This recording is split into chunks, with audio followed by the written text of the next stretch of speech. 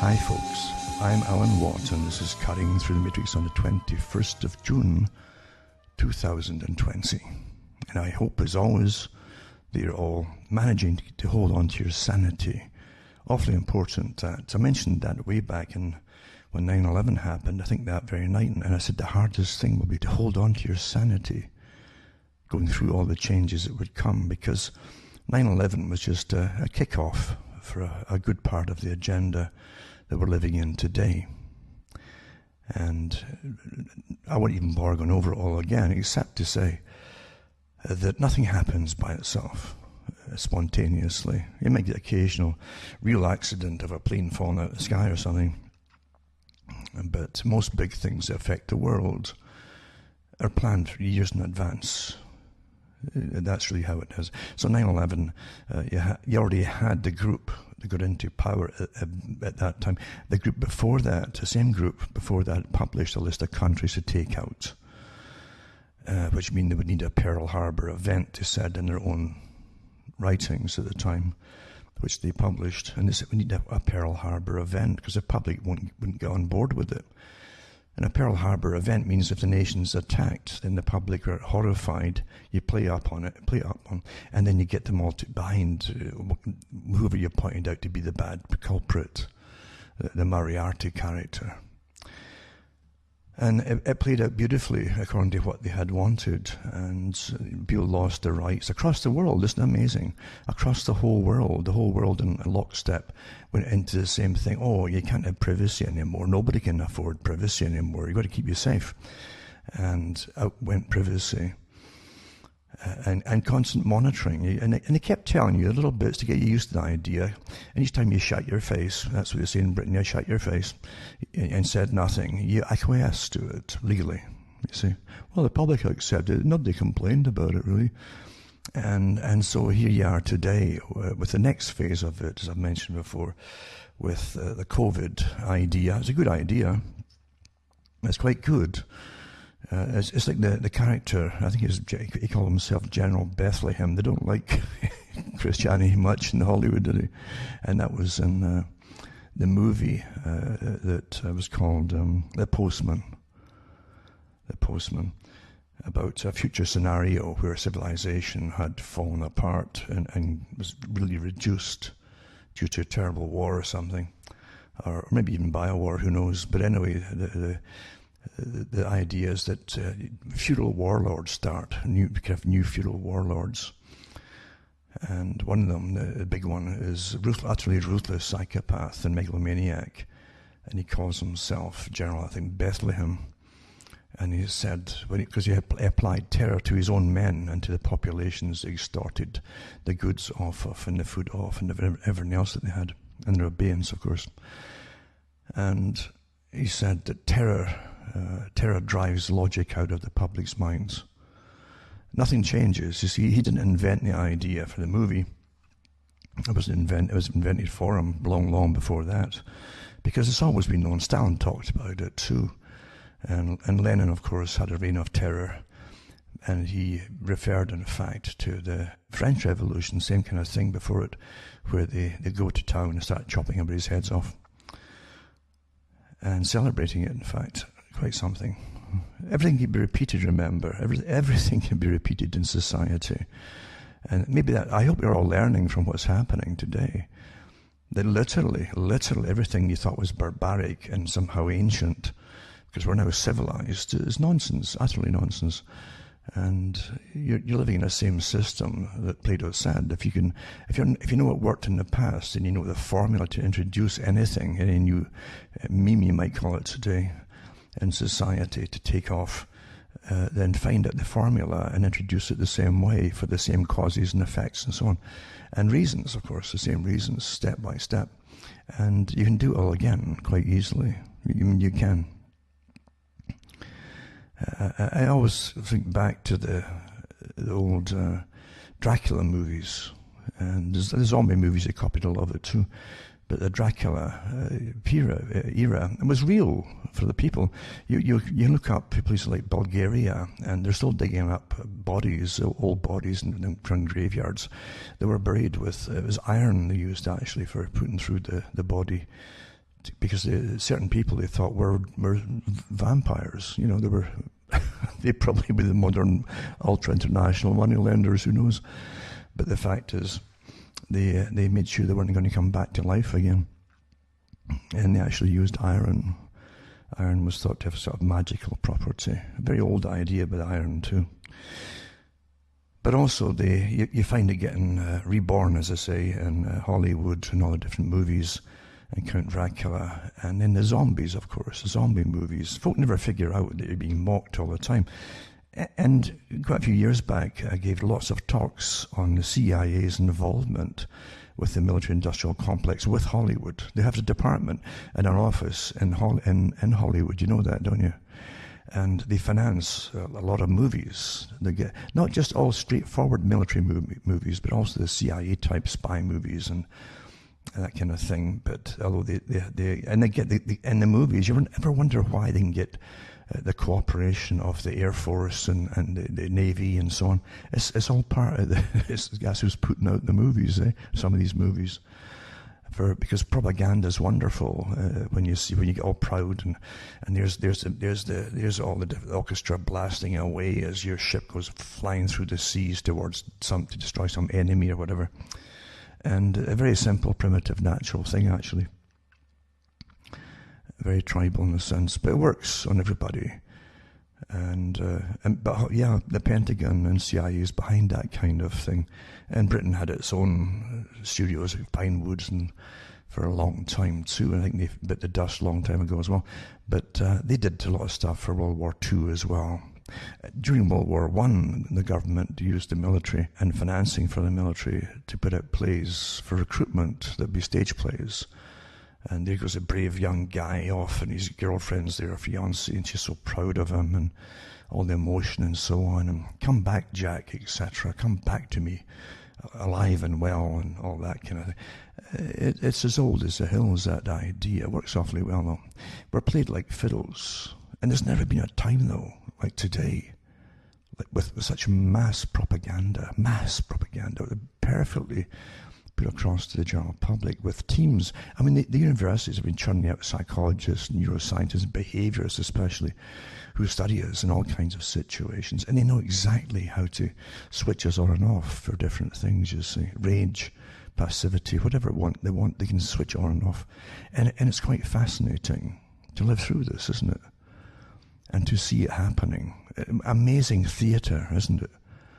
The whole COVID lockdown was like one of these zombie movies. You know, they all get the ones infected become zombies. You don't want to see them; they should be locked in their homes in the dark, sort of thing, and not put out in the street there. And if they're on the street, they should be immediately arrested or whatever. It's so similar. Plus, the U.S. especially, and maybe Canada involved too. It was an exercise they had. They called it exercise. It was a zombie invasion or something, and it was an exercise I know that they had a few years ago. We never said exactly what it was about, but they did talk about biowarfare and so on to get the idea across. So if you don't get ill in biowarfare, you become an enemy of the people. You see. Oh my God, he's got it. He's an enemy of the people. And that's how they play it out right now. Very simple stuff, isn't it? It doesn't take much to get the people to say, oh my God, I guess look at that. That person's walking down the street and if they've got it, they're spreading it to everybody around them. Even the little birdies are probably getting it. You know, who knows? Maybe the mosquitoes get it when they bite you, like up here in Canada. Or maybe the mosquitoes are getting it to you, yeah? And maybe then you're into the realms of fantasy, they'd say, and conspiracy theory. Really, eh? Did you see all the ones that Bill Gates and the group are releasing in Florida recently? All these different mosquitoes, gene editing and all the rest of it. Well, it will kill off the population of the female eventually by breeding with these infertile males and stuff like that. And this is what they tell you. I remember years ago, too, they ended up with dengue fever in Florida when they released a bunch of stuff years ago. And it comes back every year now. But again, that's a different story. Even though you can verify it, it's not a conspiracy theory. See, you've got to put out conspiracy theories today. If you're not authorized, you know, you're a professor of blah, blah, blah at some university at the moment, with the most up-to-date current topics, at your fingertips, then you're nobody. And the beauty of modern life is you can change reality instantly. If you're one of them at the top, you can. You've got the authority to. You won't hammer you for doing it, for being wrong and then right and then wrong again. No. Anybody who attacks you for being wrong, right, and wrong again, they'll be attacked. You see, because they are nobody. They are nobody saying that about you. So, are you surprised you're hearing such amazing things? There's never been a politicized time like we have today, where there's no such thing, or even remotely resembling any kind of democracy. And most of the public don't get that. They really do believe that the riots I've had in the States and the protests, because they're two separate things that are mixed together here, and actually a few things above it too, which they don't even know about. It was all planned years ago, this kind of thing. Black Lives Matter had the decency to tell the public some years ago, at least some of the members, that they were basically Marxist. When they say Marxist, they really mean communist, you see. Revolutionary, Marxist revolutionaries, you see. And don't forget, in communism and Marxism and revolutionary, you always got to stir up emotional hype wherever you see it and get people on board with you. So get all the disaffected groups, even create disaffected groups that weren't really groups before, make them and then graft them onto your movement. And then obviously your army is much bigger than it was before. And you find that a few years ago, one of the leaders was Patrice Cullors, a self-described mission to build local power to intervene in violence inflicted on black communities and so on. But she started off as, she says that we affirm the lives of black, queer and trans folk, disabled folks, undocumented folks with records, women, and all black lives along the gender spectrum. We make space for transgender brothers and sisters to participate and lead. We're self-reflexive and do the work required to dismantle cisgender privilege and uplift black trans folk, especially black trans women.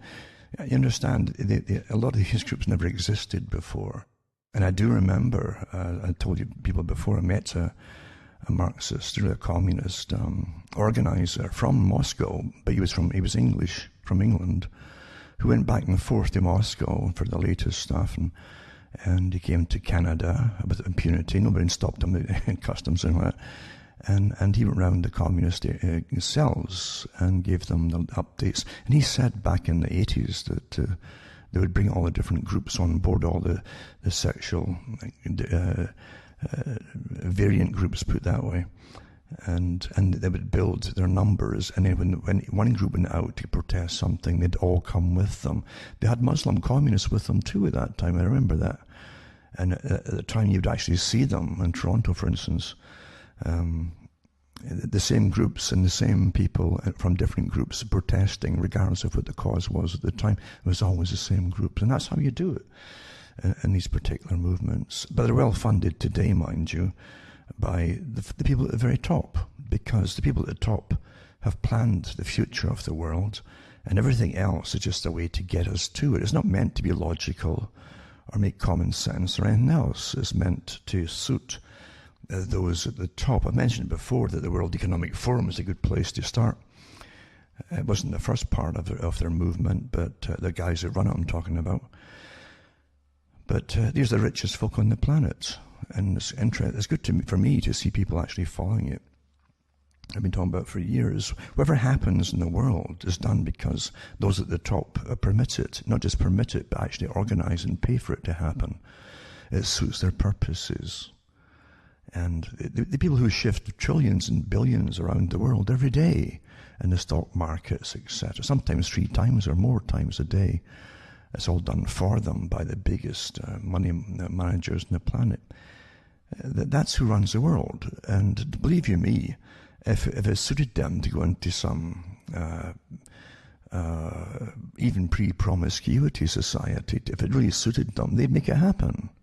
And they'd bring forth all these new people that would be youngsters, you see, who would testify to the joys of celibacy, etc., like millions of them.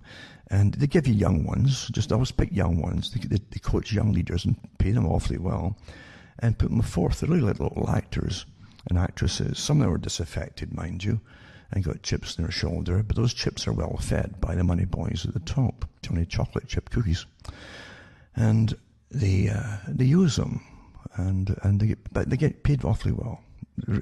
Believe you me, you'll see little Greta, for instance. She'll be probably a multimillionaire before she's 20, because she'll be made to be. You see, and you forget that these people in their own websites, the W.E.F, one of the big things is creating future leaders. They pick them young, and the Club of Rome does the same thing. All the big foundations do it.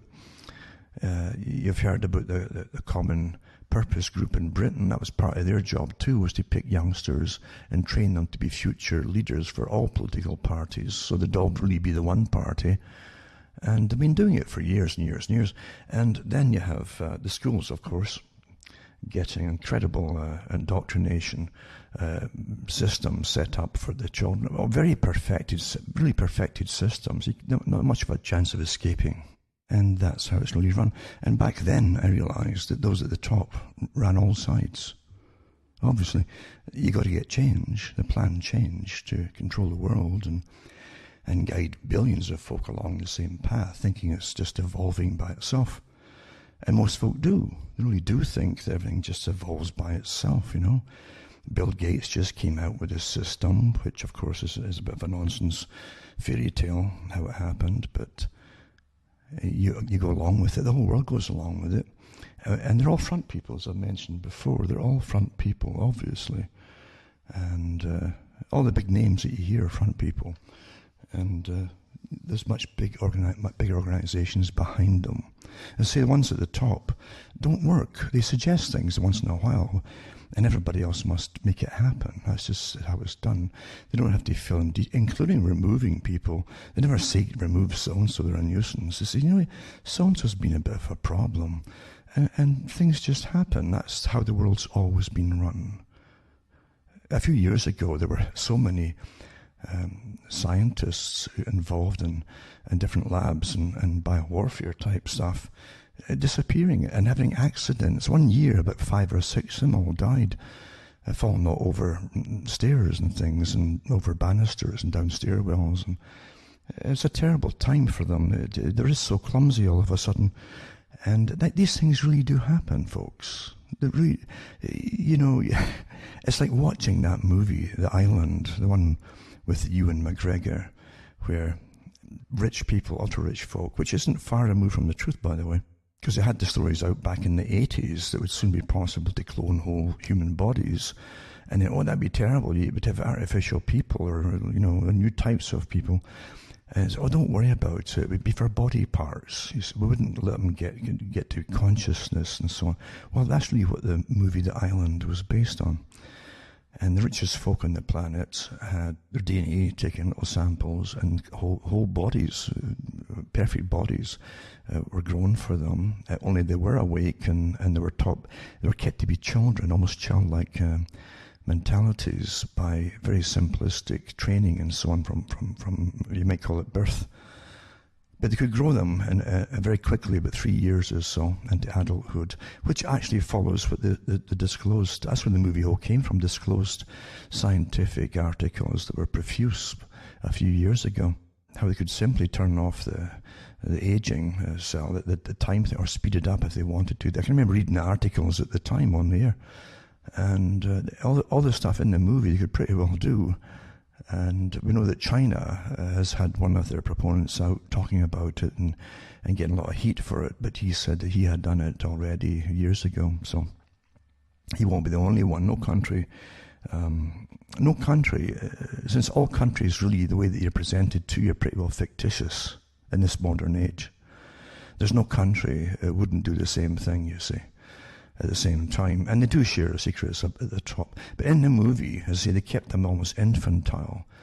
I feel like a mini world of infantile people who literally were kept on a very physical healthy regime of diet and so on, and exercise, so that they were in prime condition, so that when the people they'd been cloned for, the richest folk, needed their organs, or any organ, they could then harvest it, as they call it.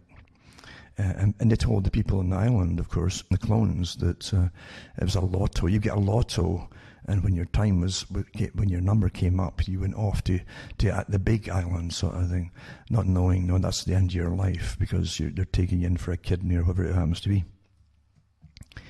And it's well done, because really it was referring to the whole system we're living in today. We're raised to be naive and dumb pretty well. We're raised on fiction, which is mainly fiction, on television or whatever you're watching all the time. It's fiction, fiction, fiction, completely loaded with politically correct updates for whatever week you're living in at the moment. And people adopt these points of view for themselves, and you'll hear them parroting verbatim the indoctrination that they've had recently, word for word almost. And they take the opinions they're given as well and everything without any deep thought on anything at all.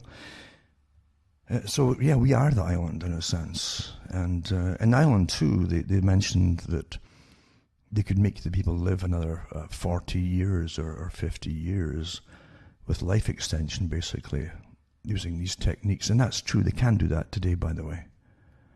And they can make them live longer with the right medications and transplants, etc.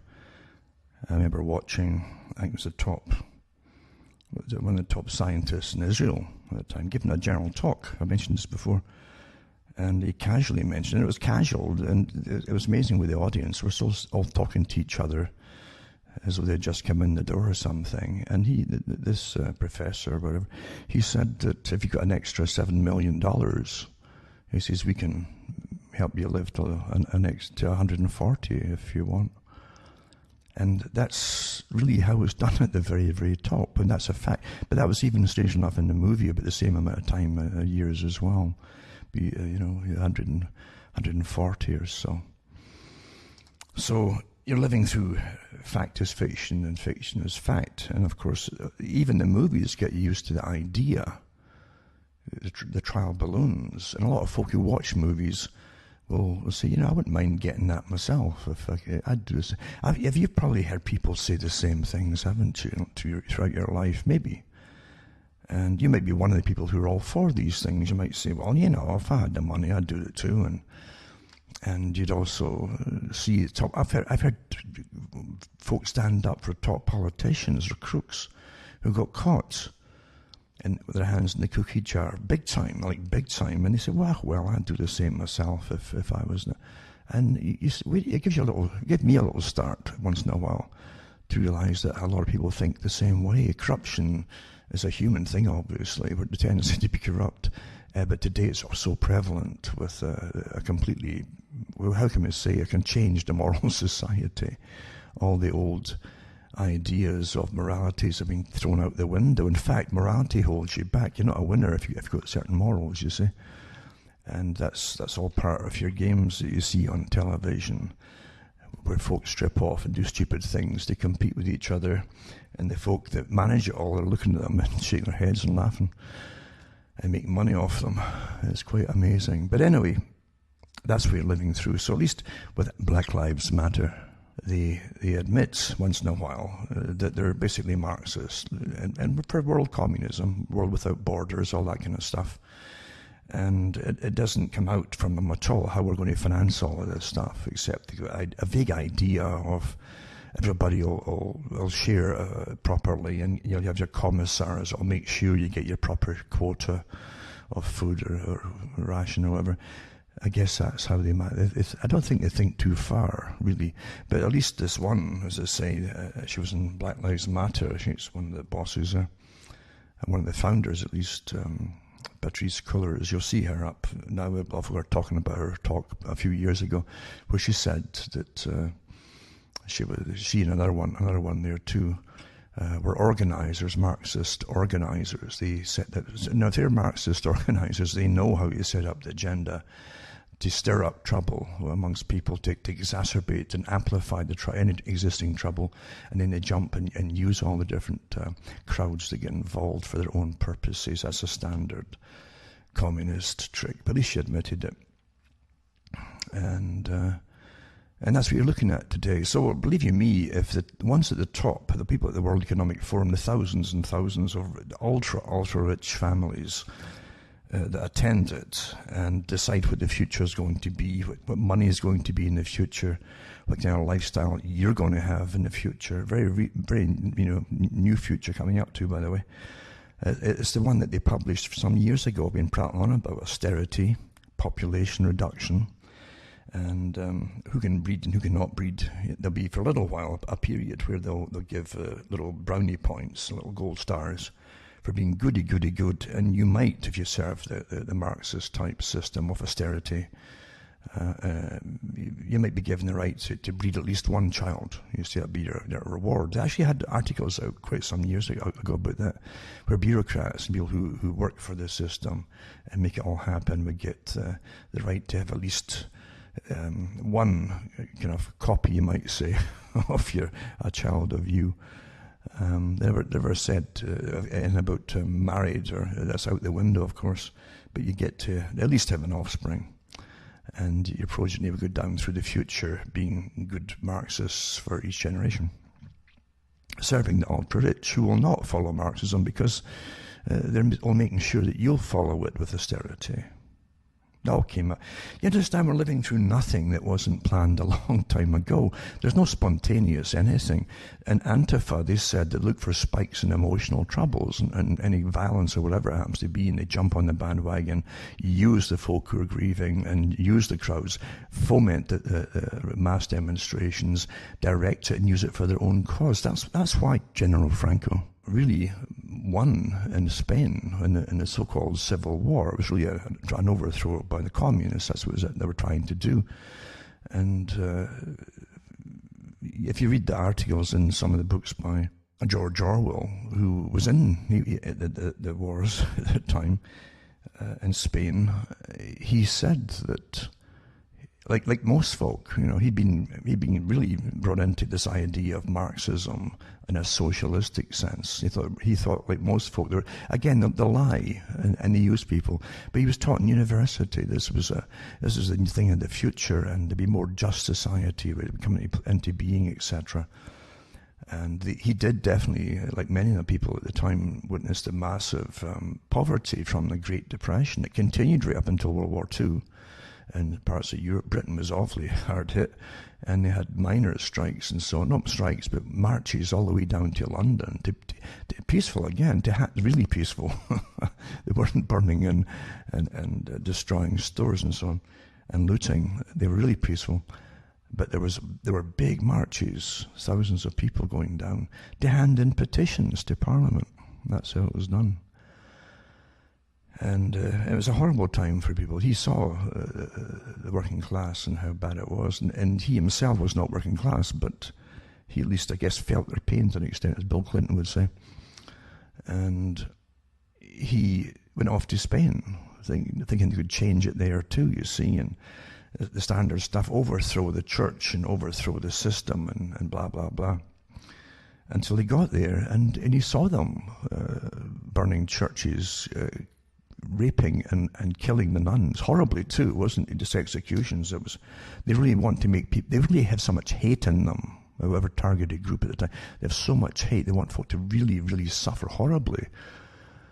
And that's what he saw. That really happened all through Spain and other countries too, mind you. And eventually, because he wasn't communist or Marxist enough, you see, and because they list everybody in communism, everything's record-keeping that you wouldn't believe. And he was on a list for extermination himself, because they said he could be an enemy because he's not Marxist enough or communist enough.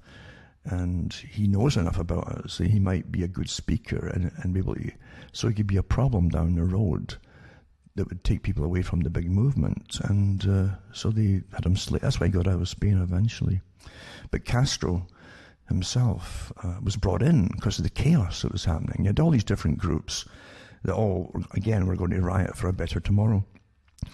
And you had different kinds of groups too. You had syndicalists that would take over factories or even farms and so on. And people would join it. Even farmers would join it, thinking, yeah, let's all share and alike and share alike and do the work.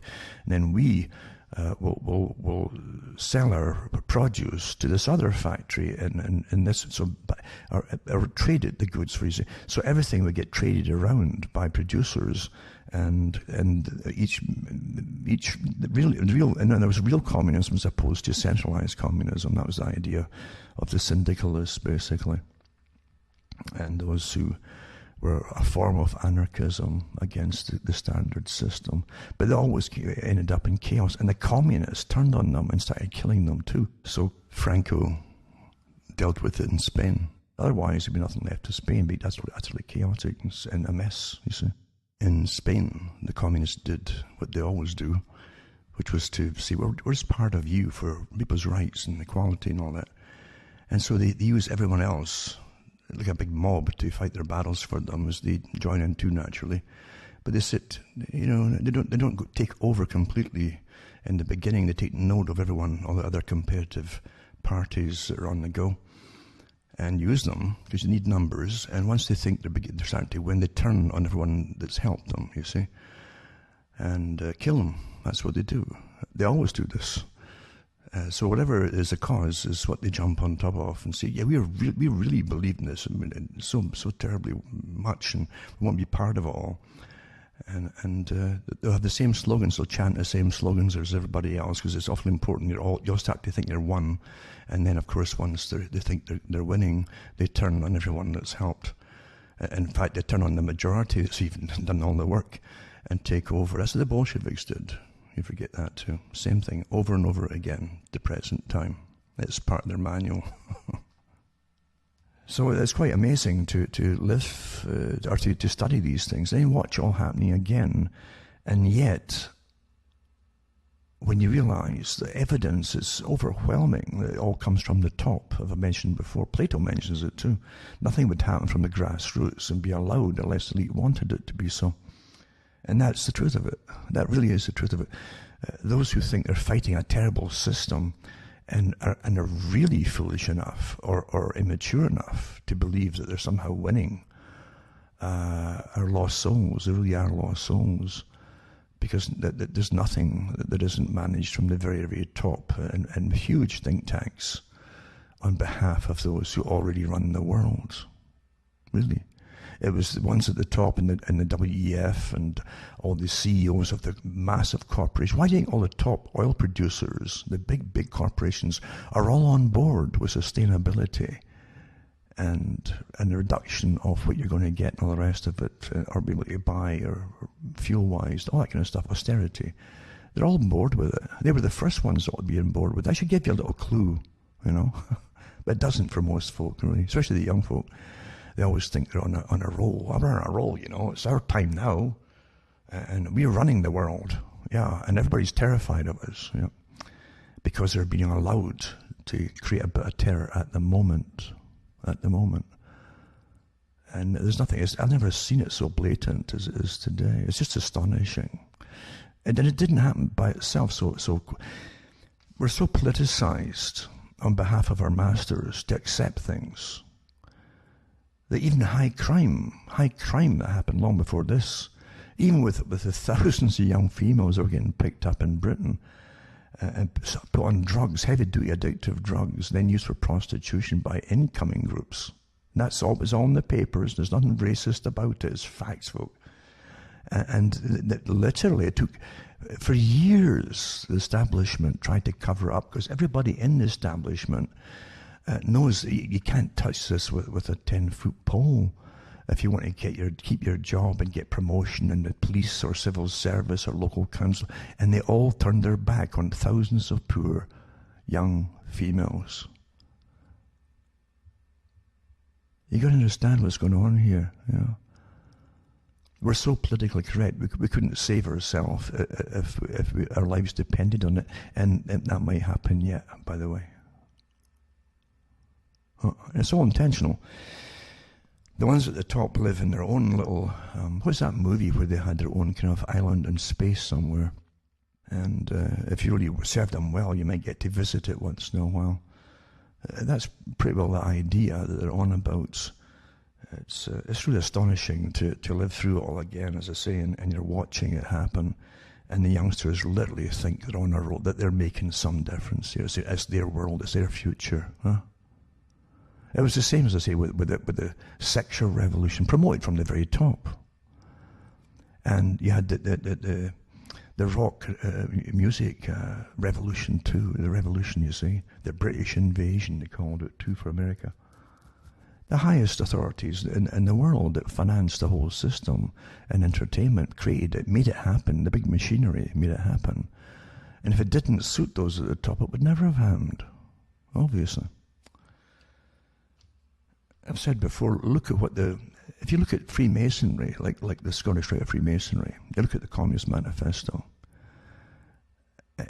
most of the stuff is interchangeable. Don't forget Albert Pike wrote copiously about the system, and he had Mazzini, the revolutionary, trained them to be a revolutionary, a world revolutionary, and say that turned into world communism eventually, the Communist Party. So it goes on and on and on, and Albert Pike didn't start it all. It was on the go before he joined, and you can find traces of it even Rosicrucianism, in France in the 1600s. But the idea was revolution, revolution, revolution. And London, the city of London, financed all this kind of stuff too. And they set out, people trained Freemasons into other countries across Europe, the Catholic countries especially, to bring them down and create their own cells, just like the communists later. The communists didn't come out of nowhere. Look at Trotsky's books, for instance. I'll give you a clue. He worshipped Freemasonry and praised it to the high heavens. And but yeah, you would understand. Freemasonry was no doubt about it. Was a revolutionary movement, massively so. And the reason it had all the passwords and signs and all the rest of it, little secrets as they call it, was because they had to lie to the general populace who didn't belong to their groups. The fact that their whole system was to take down society to rebuild it, you see. That's the idea, and you remake it and remake it. So communism and the Marx's planks, the manifesto, end the family unit, right? But at the same time as free love, of course, the end of the family unit. And there are guys, as I say, who like founders of the left wing, who were awfully rich, who worked for the richest folk on the planet. Like H.G. Wells, who was promoting free love again about the same time as Marx was kicking off. And they're all connected, all these different people, with the same ideas. The only problem is, at the time, was what do you do with unwanted offspring? Well, they didn't want a heavy population. It's quite fascinating to go into really understanding what was happening back in the 1800s.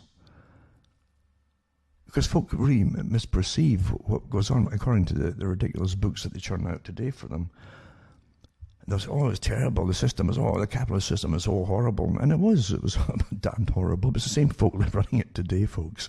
They give you little revolutions and promote little people, little revolutionaries like Greta and so on, and use them all. But you've got to understand that nothing has really changed. H.G. Wells literally foresaw a time when they could literally dispose of children. This great H.G. Wells, the great writer of science fiction, and he wrote a lot of non-fiction as well. He was quite open about it. He and many others too, by the way. And the eugenics societies, that are still on the go, by the way, and even some of the heroes in eugenics, you've heard about some of them, but Galton Darwin and all the rest of them. But do you know that they're still on the go today, and really tied right in with the left wing, tied right in with it completely, with its elimination of the family unit and elimination of private property for most folk, not for the ones at top, of course, etc., etc. It is really the reduction of the population, the wrong kinds of... H.G. Wells and others mentioned it too. It wasn't just they want to help the working class people. In fact, H.G. Wells hated the working class people. It was there's too many of them. That's how the left wing was going to sort out, getting rid of the abundance of labour, but by whatever means possible to reduce their population and numbers. That was it, folks. That was it. It's astonishing. Folk never quite catch on, which is exactly what the top eugenicists wanted, and they were all part of the same club. I've even heard about people like Nikola Tesla. They go on and on about Nikola. Oh, the man was a genius. So take this genius status, and who makes folk into the stars that you follow? That's why they call them stars. You follow them and you adopt their opinions. Because they're geniuses and you're not, you see. So I'll adopt that opinion. And so his opinion becomes my opinion. And that's why they give you it. If you follow the stars. Again, it's Freemasonic in a sense. You see the 5-point star. But, and same with even Hollywood. They never had stars before that. You had well-known people of the stage. But it wasn't a great profession. It was really kind of a lowly profession and kind of suspect at times too. But they made them into stars when Hollywood took over, and of course that really more than quadrupled their budgets and income, etc. But then they use them because people start to follow them as they follow the characters they portray, without really knowing the people themselves. And then they use those people in the Council on Foreign Relations, like Clooney and so on. And Angelina Jolie and others too that they've picked, and the folks, I know them. Yeah, they're famous and awfully rich. So I'll follow what they say. Why would you follow someone who portrays fictional characters? Huh? They don't even know who they are themselves half the time. That's how actors and actresses really are. They're always attention seeking.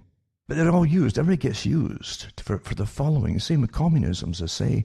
And communism or anti-fa, or any flavour that you want, must always agitate when they see a spike in violence or a spike in anything, or emotions are getting going. They jump on the bandwagon, and then they end up leading it, and then they end up domineering it, and then they take it off in a different direction, which was their purpose in the first place. That's how it always works, folks. It really does. It's a well-oiled machine. It's been tried and tested over and over again, and it's all written in as that as a woman said. She said, trained Marxist organisers. They know this. They know what to do, and they wait. Actually, say in their manuals, they wait for the emotional occurrences to happen, the spikes in violence, or whatever it happens to be, and jump on the bandwagon. And they'll distort any truths anyway. It doesn't matter what's facts and what isn't anymore. And before you know it, they've turned martyrs out of people too. And by the same token, the ones at the very top can make anybody a martyr. I hope you understand that. It's not the first time that you. What do you think? And I really mean this. I used to think about Remembrance Day and so on. And in Britain they have their version of it too. It's always a cold time that they have it in Britain. And they're all standing there with their muffled coats on, and believing they all fought for something that was good. Even though many of them, they were dying off from World War II, and were questioning what they fought in the first place, according to what happened to Britain. Really, come on. And because obviously those in charge of Britain had a completely different future plan than the folk who fought it to preserve it ever dreamed of.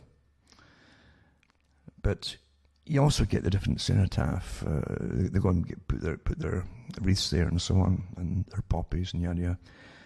But you also have, in every country, they've got the unknown soldier. It's a kind of afterthought, you see.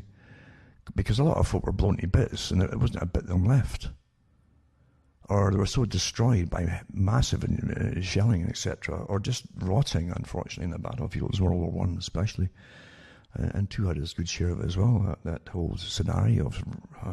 But anyway, so that they would get this idea. It could be an empty coffin for all we know, but they make a big move. This is Joe Average, whoever this Joe Average was, and they make a big deal of fighting for their country and that kind of thing.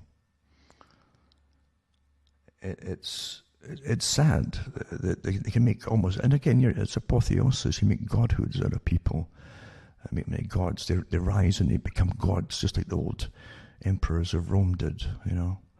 Even Constantine, yes, he adopted the Christian idea at the time, but because it was still newish, and he was, you know, indoctrinated into the Roman system, he also built his own little area for his own statue as a god. You see, he would become a god as well, which is quite a good ambition, I suppose.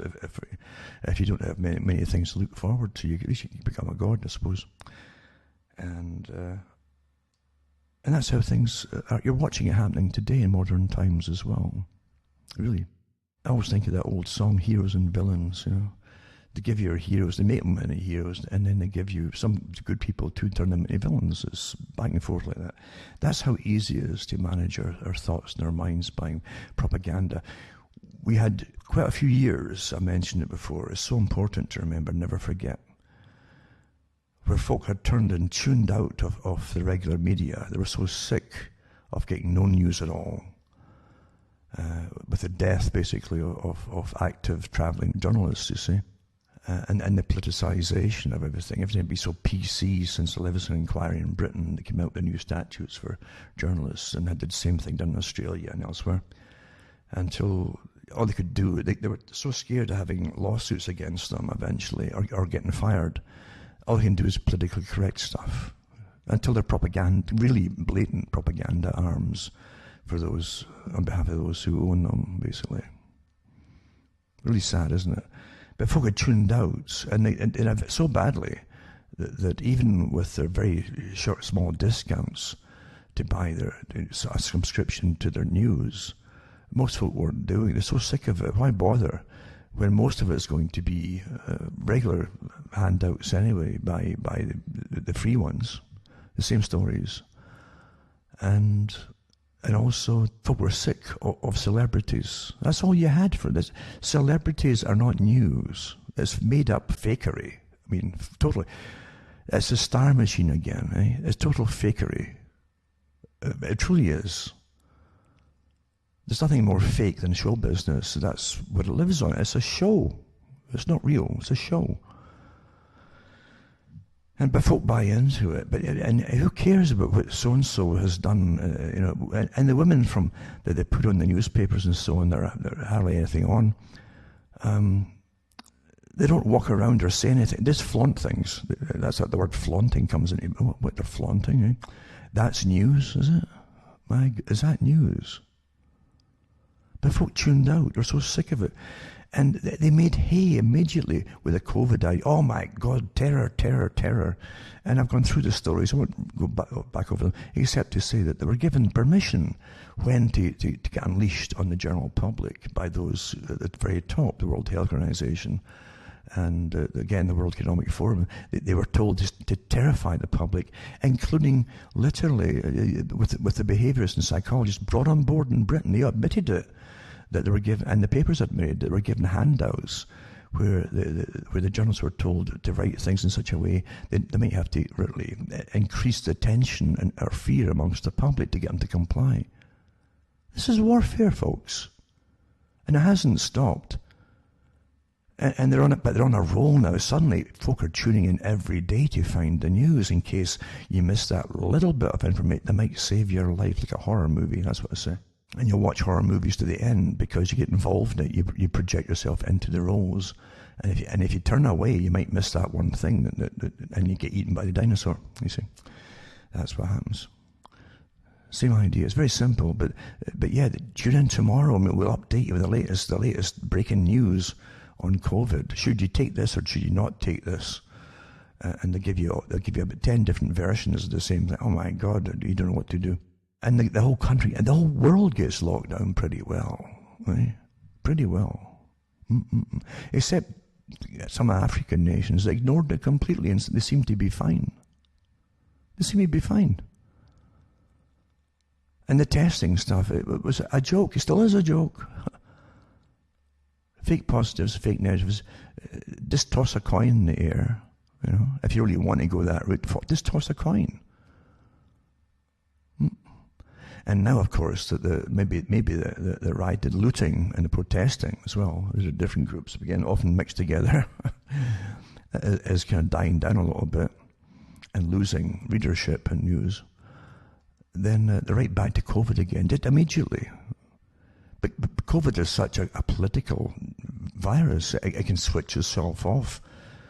Because no one's arresting anybody that goes off to protest, or when, and including all the ones who are forcing it upon the people, all the different governors of different states and some leaders of countries. They were out protesting as well, shoulder to shoulder.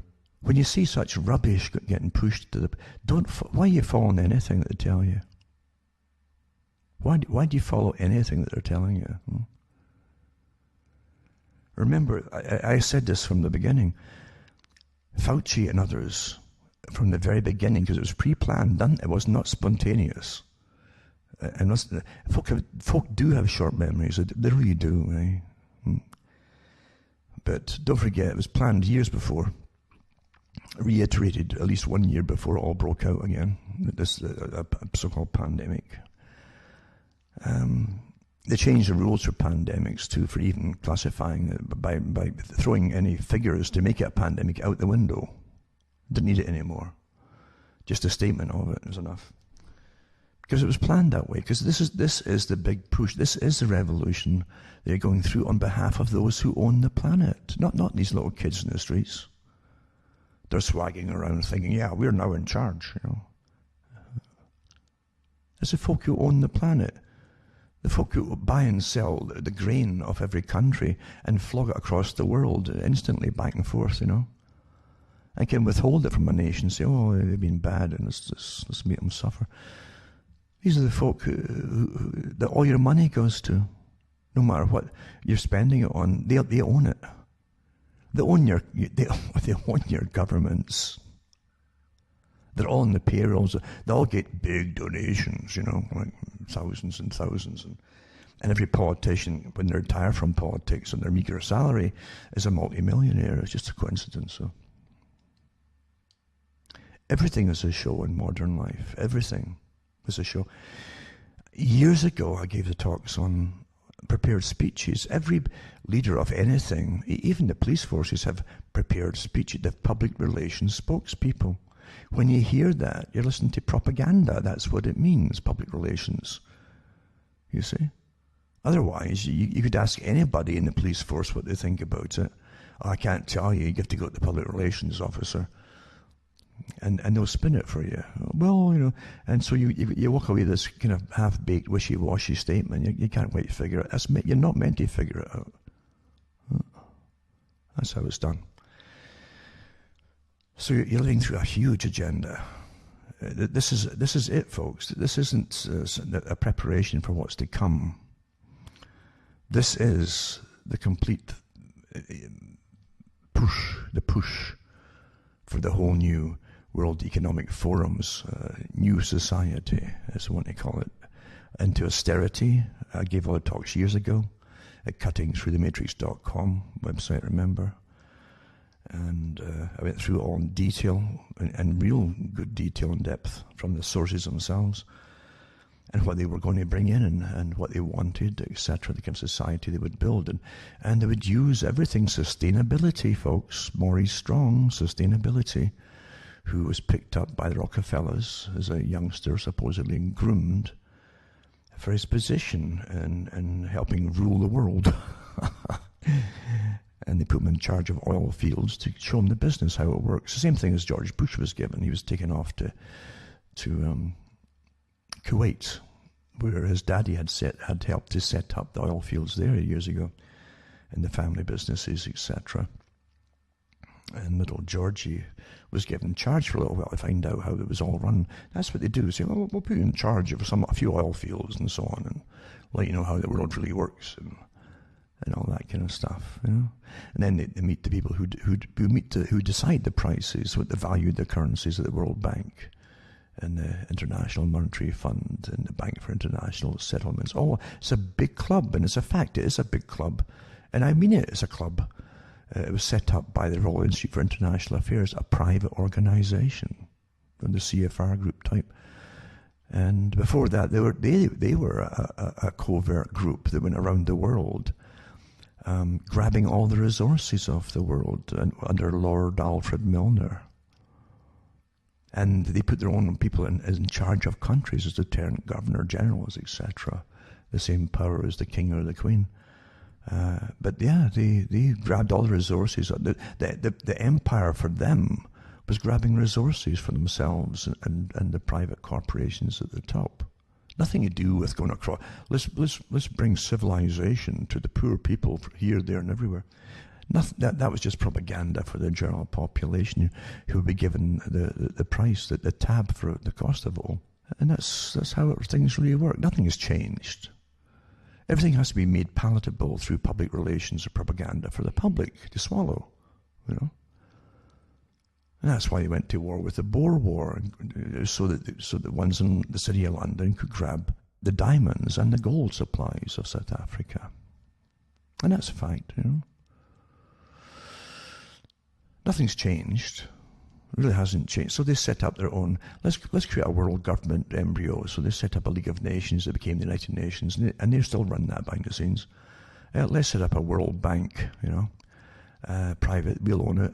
Let's set up the International Monetary Fund, which is like the collection agency for the loans that have been given out.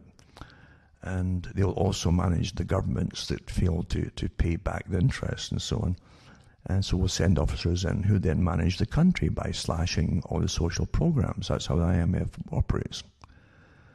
And then they have the Bank for International Settlements, the big one.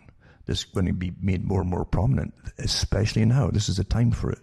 It was always set up to eventually be the final arbiter of all currencies. And they'll decide where you live or die as a nation by devaluing your currency according to their standard, or increasing it if you're very goody, and they plan to live in your country for a little while.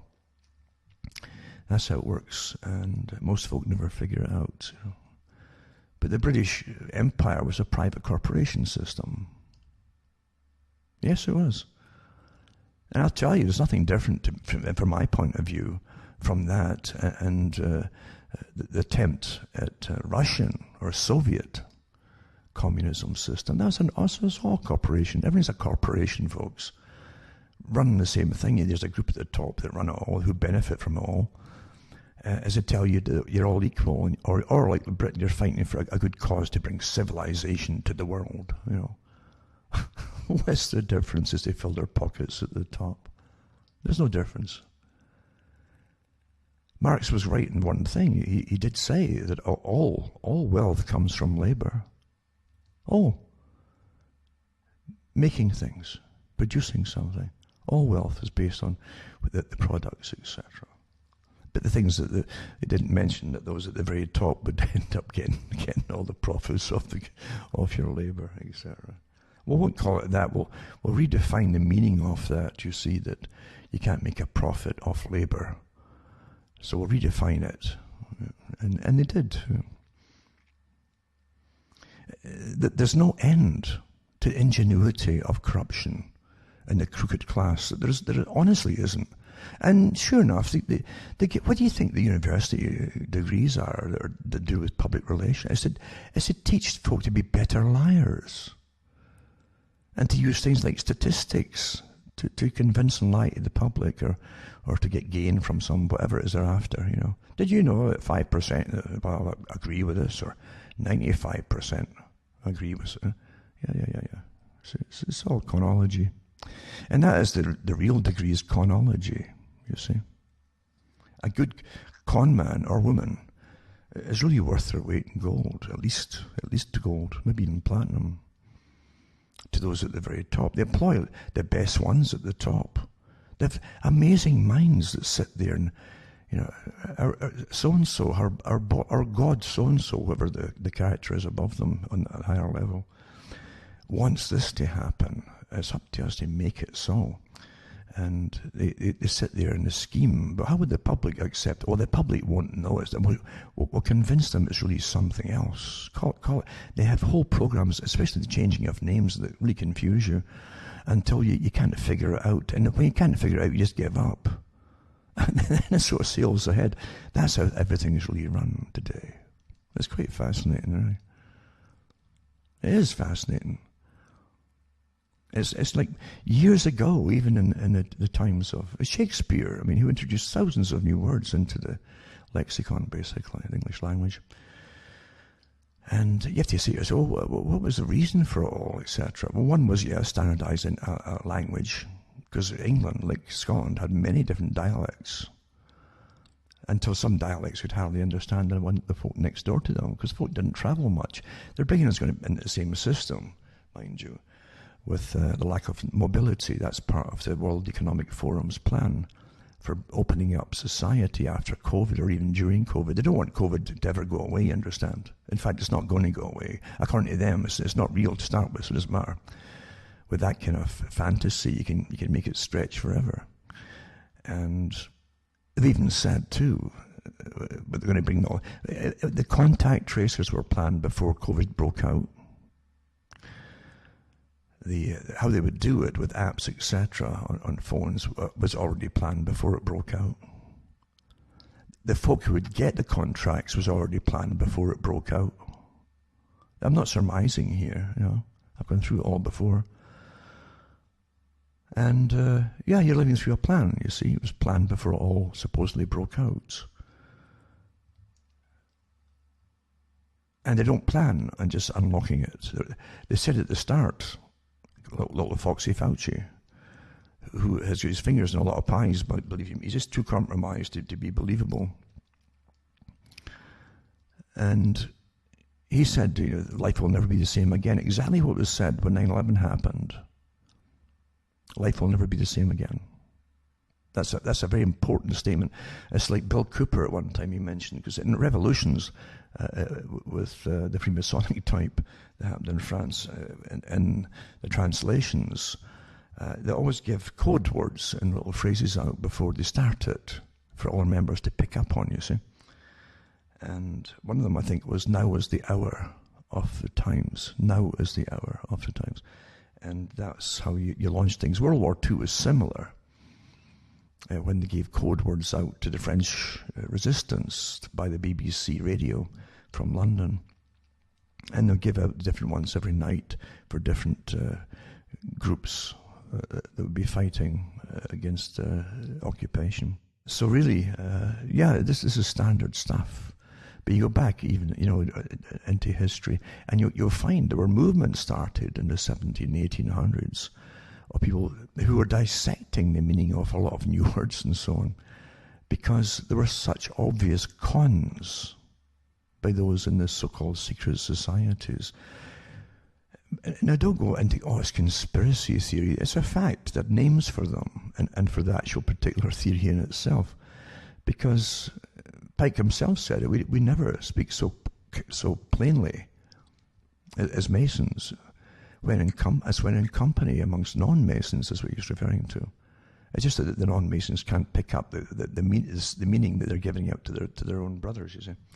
That's how things really are. And there's color coding ones as well, and there's numbers, numerology, because that goes into Kabbalah as well, And it goes way back into ancient times with the numbers. The whole idea of numbers as a language, you see, awfully important. The Chaldeans that were used by the Romans in their war in the Middle East. I'm getting distracted. In the Middle East, they actually hired Chaldeans and Jews who would, because they had alphabets were numbers. Every letter has a number. And they'd mark them on sticks as couriers, and they would send them off as runners to your other regiments and so on, or centurion groups. And they have another Chaldean that would read it on their end and translate it for them. Basic cryptology. Yeah. Fascinating in a sense. But again, what I'm saying is the whole system is cryptology. What you're taught is regarding the system you're living in is cryptology. It's nothing to do with what you're being taught at all. It's not real like that. It's not real like that. I've said back in the 90s, I said, other folk have picked up on it too recently, again, that they'll say that if voting worked for the general public, it would be made illegal. It would get banned. The reason it's not banned is because it doesn't work for you. It doesn't. And the folk who get in are pre-picked anyway, according to Carol Quigley, regardless of the party that they're involved in. The leaders and the few folk around the leaders are all pre-picked because they belong to the same one organization. It doesn't matter whether they're left wing or right wing. And I must admit it. I mean, I've got one of the books, I've got a few books from the meetings, the international meetings they'd have when the Rockefeller Foundation paid for the meetings across different countries, for their annual meetings, for what became known to the general public eventually as the Royal Institute for International Affairs and Council on Foreign Relations Group. Before that, they had covert names. And again, often this went under, as a round table society, you see. But Rockefeller would pay for them. I've got quite a few of their books. And in the 1930s, they went through the whole scenario, even into the future beyond now, in fact, to the rise of China and how China would eventually become, after America failed, and America would eventually fail, by the way, that's what they said. Because they use every people until you're bankrupt and they've wrung every bit of cash out you like a sponge and leave you a massive debt, and they move on to the next one. So China would be set up as a big superpower eventually. And that was unthinkable back in the 30s. My God, no, China could never become a superpower. They didn't have the technology, they didn't have the training, university systems and so on. No, we made it all for them eventually for them and built them up. And your own governments, because they were told to, supplied education for them. And then we gave all the factories to China. They didn't steal it. China didn't steal anything at all. It was all given to them on behalf of those who rule your countries. You've got to stop thinking that you're living in a country where folk really care about you. I don't care who you are. You've got to stop it. You've got to really stop that. Look around you. Look at what's turned into the countries they thought were your countries. You know, look at them. Until you come right into what marks a borderless world, right? And what Marx wanted was exactly what the Royal Institute for International Affairs wanted. Just coincidence, eh? The richest folk on the planet that ran an empire wanted the same thing. It must just be a coincidence, eh? Huh? They never figure it out, do they? They never ever figure it out. I remember saying years ago that Vietnam, why on earth was the US sent off to Vietnam? Think about it, folks.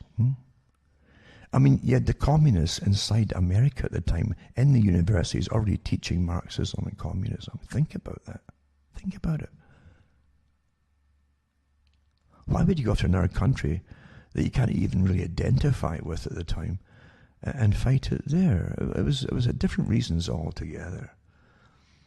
And part of it was to also break the system in the US itself, obviously. But it's another way to look at things, you see. Like the elite, this is how they always do it amongst their own. They bring them in that are going to work for them, and they'll say, look at it from this point of view. And it's always a way that by nature you would ever have, well, generally not have stumbled on yourself. But they'll say to you, how is Vietnam today? Well, back then, there was dozens and dozens of small tribes, all vying with each other for power. That had been for centuries in that area, in that region. And the North Vietnam tried over history. They were historically true and accurate for keeping their histories, but the northern one often was a different name they gave it, and would often try to be an empire builder down through history. You see. So if you want to do what is it the World Bank wants? What is it the communists want? What does those who run the world finances want? The same thing. Centralize the government and bring it into, then you can really manage it and organize it and rule it as you wish, you see, and guide it along this, and then give it the same education system, the same everything, until folk all just obey and do what they're told as one people. Well, how do you do that? How do bring an enemy in? If it's just themselves fighting each other forever, It's not going to work. It's just a continuation of what happened down through history amongst some different tribes fighting. So you bring in an enemy which they can't identify with from the West in, and they go at it. And suddenly, for the first time, all sides can say, wait a minute, what are these foreign devils doing? And they unite eventually against them. Perfect. Isn't that great strategy? Huh? Except for all the poor suckers that were sent over thinking they're fighting for some decent thing against this terrible communism. Eh? So they end up leaving basically a united Vietnam with centralized government and the great indoctrinations. China loves them too now, because now they're basically a subsidiary of China to a good extent. And it's much easier to get whole nations if you stop getting out the tribal mode, fighting each other, and sectarian mode, fighting each other religious wise or otherwise, until they all and do what they're told by a centralized. Then it's easy. Then just add it to the whole collection for the world, until you have a collectivized, centralized authority for the whole planet. That's what it's about, and that's why the W.E.F, who own all the resources and all the financial systems and everything else, and they own your governments. That's what they have. That's what they want, folks. And they own the communist, what you would think is the Communist Party of today, the neo-communists. They own it all, and it suits them at the top. It's an old plan. Old plan. Absolutely. There's a saying that every dog has his day, you know. Because dogs, but you see the idea of even the cartoons they used to have. A dog would want to think, I'm a big dog, even as a tiny one. I'm really big, and I'll be a boss one day. And everybody gets their chance, you see. And everybody gets used. Everybody gets used. It's quite something.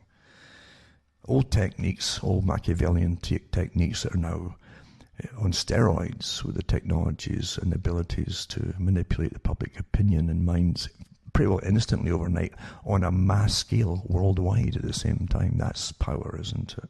That is power. Quite something.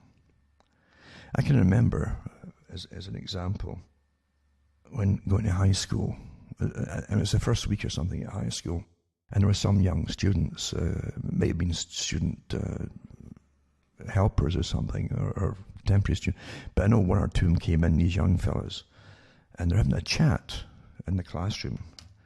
And at that time, of course, they thought they were going through a revolution, and a left-wing revolution for whatever it was. For all the good causes, you know, the left-wing, they always give you good causes, and it's always for a better tomorrow and a utopia and fairness and stuff like that. And you had all the examples of it eventually. Once the Soviet Union supposedly fell, they didn't fall, they just moved on. That's what Gorbachev said too, to the Politburo in his speech.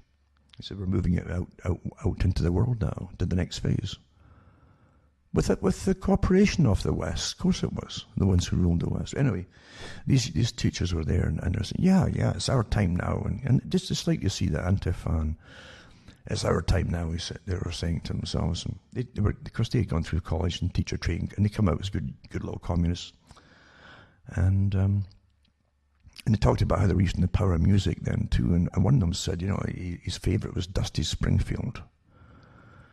And oh yeah, and then they had a little debate and argument about who's the better type, Dusty Springfield and the Springfield group at the time, I think that, or Sandy Shaw, you know, and they get kind of hostile towards each other. It's the instantly formed group. So I'm all for Sandy Shaw, and no, Dusty Springfield's got a better voice. And Yaddy, they literally thought that in this day of Bob Dylan, you know, and revolution, you know.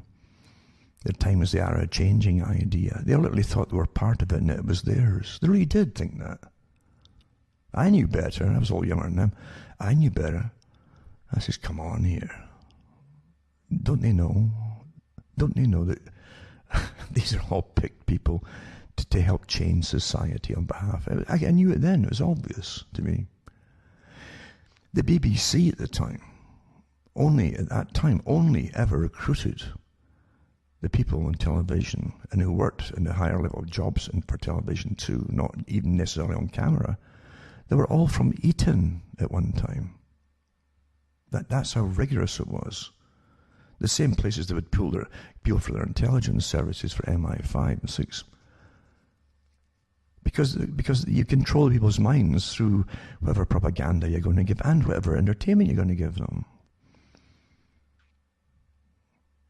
So here's your British government's system, the government system, giving you top of the pops and things like that, with the infamous Jimmy Savile, where groups that were suddenly famous with the big famous making machine, you see, the big machine that makes you famous, who went on with no leads in their guitars or anything at the time. You wouldn't even have time to set up, honestly, if you had the real gear there. And they'd mime, but the teeny boppers didn't know. And it was all for the sexual revolution as well. So you have sexual, don't forget the words, revolution where it was used. Sexual revolution. What do you think that is? Did you see people in the streets say, we demand to have sex? No, you didn't have that. Folk had always had sex. It just depends on the context that you had it, and what you did with any offspring about it. That's what it was about too. But someone else at the very, very top was promoting a new system. Sex, drug, and rock and roll, eh? Sex, drugs, and rock and roll. And that's what they give you. And actually, you aren't going to think too straight if you're on drugs.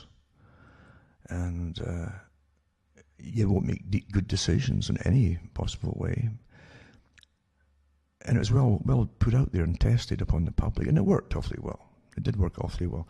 But it was amazing to hear the people thinking they're part of some revolutionary movement, Yeah, it's our music, like the Who talking about my generation, yeah. It was all put out by show business on behalf of those who ruled to make youngsters think they were part of something. And that it was their movement. Oh, it's our time now, Quite something, right? Quite something. But most folk never catch on. As say, Plato said it. He said it. Everything that's in society was so rigorously managed and detailed and recorded in society, even in ancient Greece. He said that even anything to do with music or plays as well, and that plays mandated that you had travelling troubadours and plays that would go around the different Athenian provinces and islands and get performances and get paid by the state to do it, because this is before Christianity, a lot of it, remember, and when Christianity had its early passion plays, like religious plays, Rome had other plays that were doing with emotions and systems and all the rest of it. And they were mandated, they had to be performed. And everybody had to attend to watch it. Because plays, just like movies today, really, really affect society. Oh my, did you see so-and-so? What do you think of that then? And your emotions get played with like crazy if it's a good play or a good movie. And you come away with opinions that the creators wanted you to have. And Plato knew this, and he says everything has to be authorized from the top. Including youngsters at that time putting up music back then. He says, because music can either create revolutions. This is thousands of years ago. Over 1,000 years ago.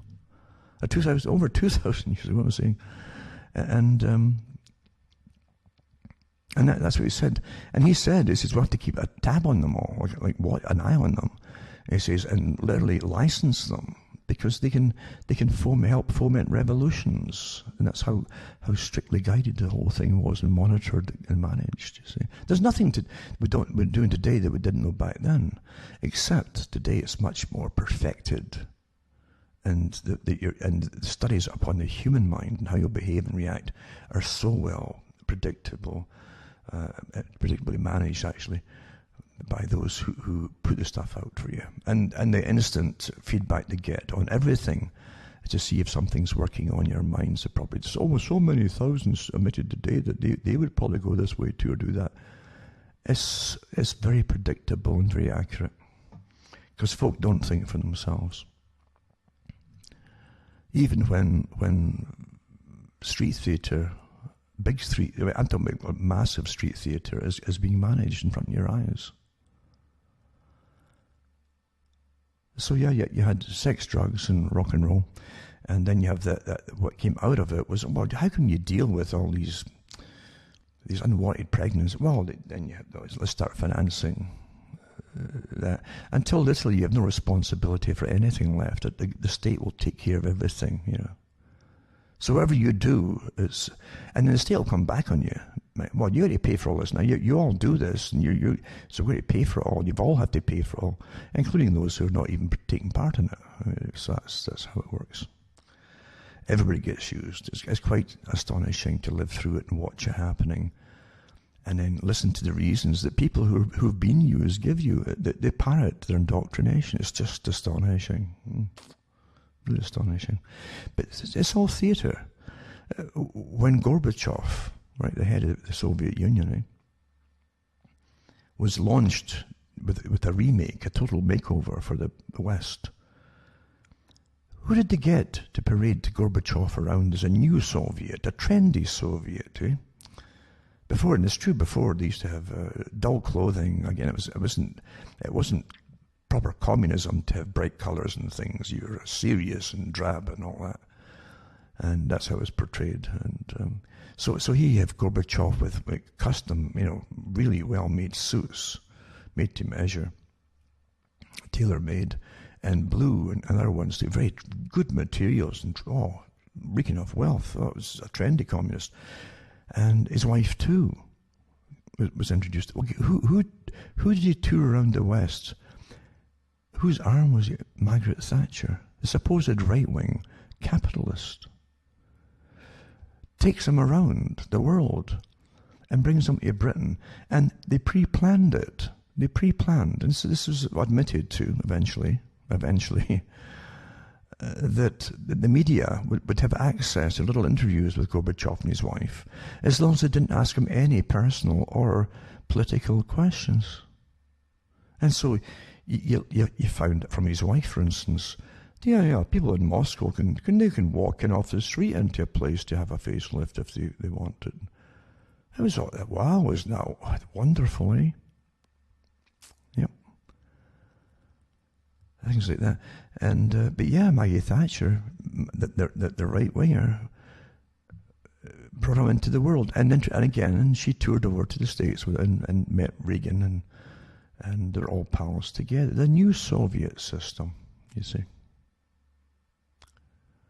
And you think it's all different, and it's all like loggerheads with each. Who's kidding who? Who's kidding who?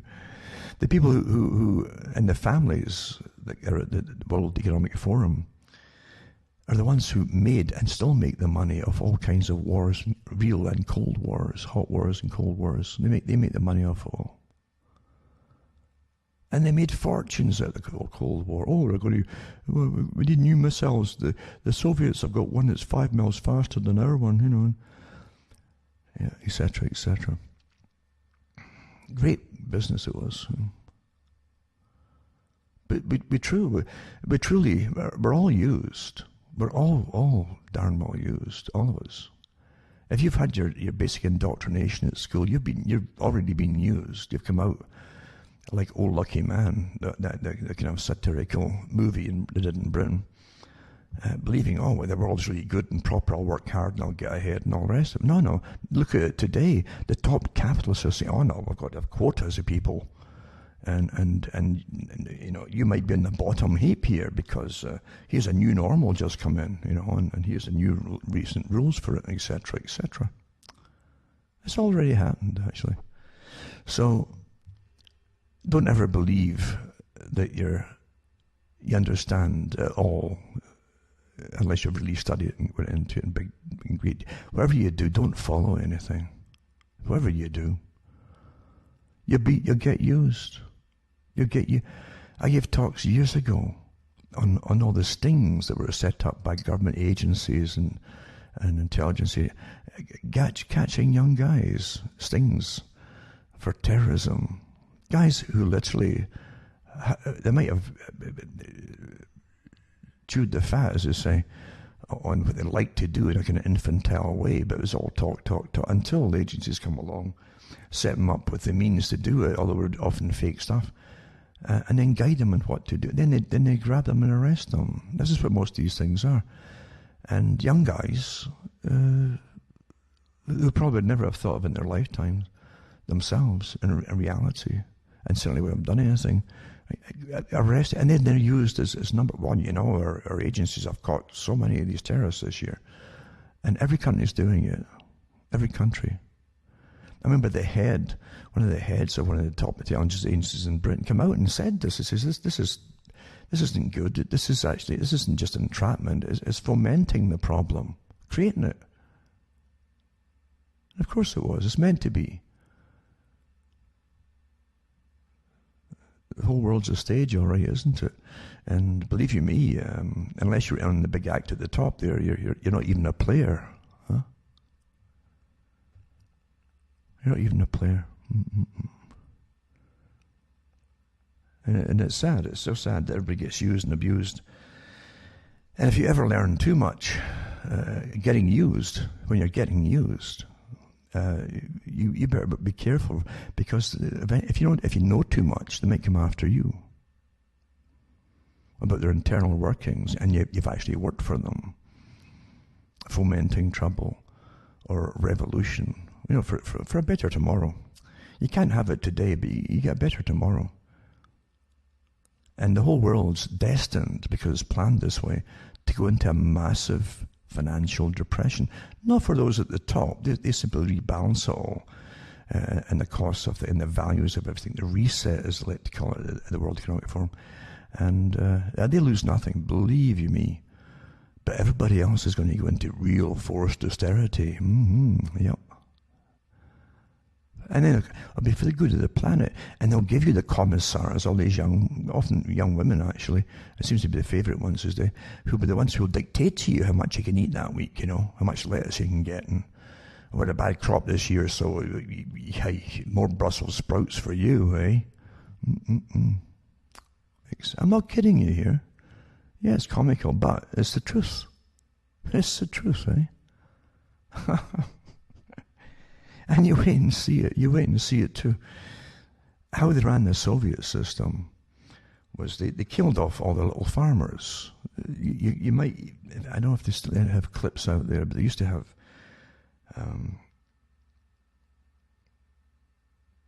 little documentaries of the Soviets going after farmers who in the early days didn't want to give up their farms for the collective system, you see. Because after all, maybe they and you're talking about little houses, very little houses, like the ones they have in Scotland, like single-story houses. And there'd be a farmer holed up there because he wasn't going to give up his farm that his dad and grandfather had helped build, so they could have their half-dozen cows or whatever, in a field or two. So here they are, the Soviets were going to take it all off them for the greater good. And these people literally would have a standoff with them. And the Soviets would go out and bomb them out, put the grenades in and kill them anyway. But once they'd done a lot of that, they go into a starvation. The Soviets were selling off grain from the Ukraine. Stalin was, you know. Well, they were starving the Ukraine. They're starving the rest of the country too, but the Ukraine big time. But the Ukraine was a breadbasket for the Soviet Union for a long time, even before the Soviets took over. That's part of the reason they take over. And then they took the means of production off them, including all their plows and everything away from them, and took all the food off them, including their seed for next year, and starved them to death. Millions of them. Because they say it's well over 6 million. And you'll see that you can still see clips of video. If folk who can't stomach looking at reality of the past are dangerous. They're dangerous because they'll help foment the same thing coming again. And I'm quite serious about it. Because those at the top always use the same techniques over and over and over. Like a pendulum, as they call it. That's what they say in masonry too. I said, well, life's like a pendulum. Like it happens all by itself. No, it doesn't. No, it doesn't. It's made to happen that way, on behalf of those who own it all. So you have you had basically a country that was going to starvation at the time, in the Soviet Union. And then it's replanting en masse lots of potatoes, the standard stuff, potatoes. And they started to get what they called a beetle, they called it the Colorado beetle. It's a potato beetle. And it must have been the US that put it there, right? Immediately started that stuff. Well, you only see it with your Brave New World here, where you're all forced to eat nothing but the modified vegetables. The usual famous name is on and so on. And then they'll have the same thing happen. Oh my, we didn't realize it was a new beetle just broke out here and you're all going to starve this week, I'm afraid. Yada, yada, yada. You see all the same stuff again as you get trained into utter austerity. It's for the good of the planet too. Look at the bright side. If you're not eating that much, you see, then nature's going to start recovering better from man's interference of what is done in the past and be more sustainable then, because a lot of you'll die off of starvation. There you go. Look on the bright side. Well, it's for a better tomorrow. And this is the kind of stuff you get taught over and over and over again by those who really rule the world. And yes, the world is really, really ruled. Do you think for an instant that those who own all the property and own the think tanks and own your governments and send them off to war and grab resources, do you think they're worried at all about Black Lives Matter or Antifa? Do you really think they're sitting terrified about it? No, folks. They're financing it. Now, before I prattle anymore, I should remind you to go into cuttingthroughthematrix.com. And if you throw a few bucks my way, hopefully, you'll see how to do it on the website. You can use checks or send cash or use PayPal. And hopefully I'll be getting more new systems in shortly, hopefully. Because we know we're going to get locked down. We're going to get locked down right through winter time into next year. That's just where they're going. And those, again, the same folk who rule the world. Now they've switched COVID back on it. What's a COVID again? You're all going to die. But all they're doing is sticking to the same agenda that Fauci mentioned at the very beginning. They always tell you the things at the very beginning. Life's never going to be the same again, and this is going to continue into the following year. And we won't let you out or anything until you get a vaccination. Our vaccination, you see. And I certainly wouldn't call it it's a normal vaccination. It isn't. Anyway, go into cuttingthroughthematrix.com and you can donate to me. You can also buy the books and discs at cuttingthroughthematrix.com. And things are starting to move, maybe temporarily until they do the next lockdown. And let's be honest, we can really move fast now and get things shipped out and so on. So for the folks that are waiting, and just have the patience. Canada, remember, is well on board with this thing. Canada's pretty well a communist country already, you might say. Definitely all completely new world order idea. And it's on board with the whole World Economic Forum agendas for complete austerity and the abolition of cars as Agenda 21 to for private vehicles and so on. Abolishment. On board with it all. I'll touch on them tonight maybe if I can get around to it. But you can buy the books at this at cuttingthroughthematrix.com. And as I say, all my official sites are listed on that com site.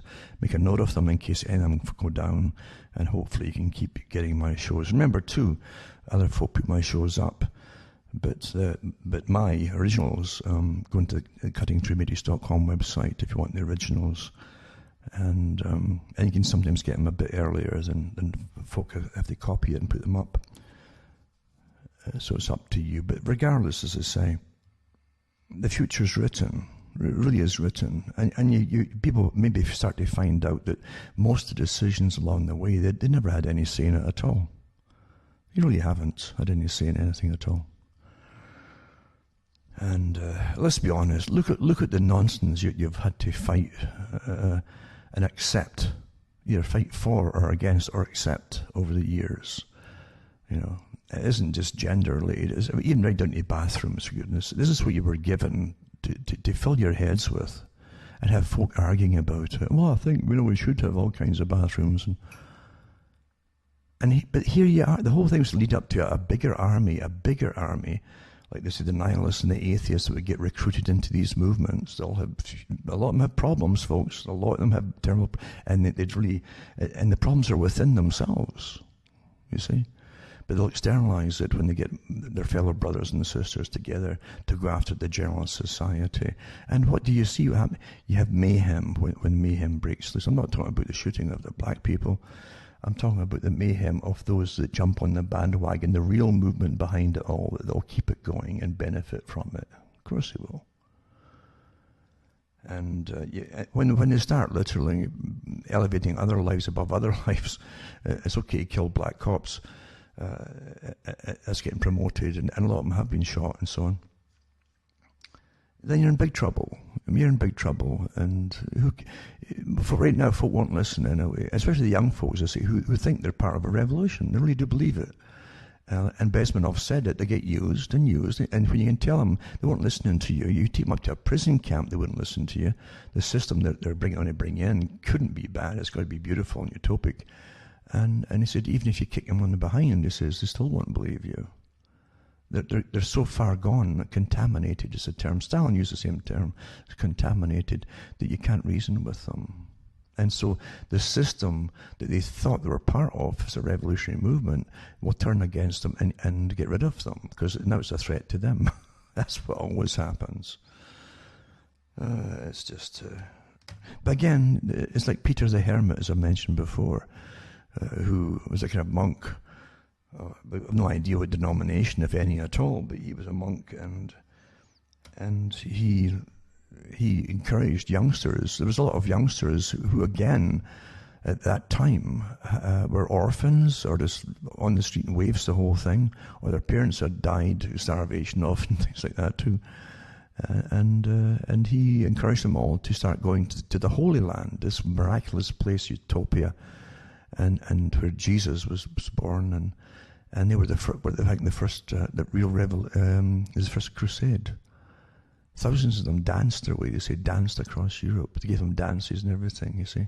They always give them drum beats, dances and so on. You'll see it all down through the centuries, the same technique being used, because when something works, you don't toss it out the window.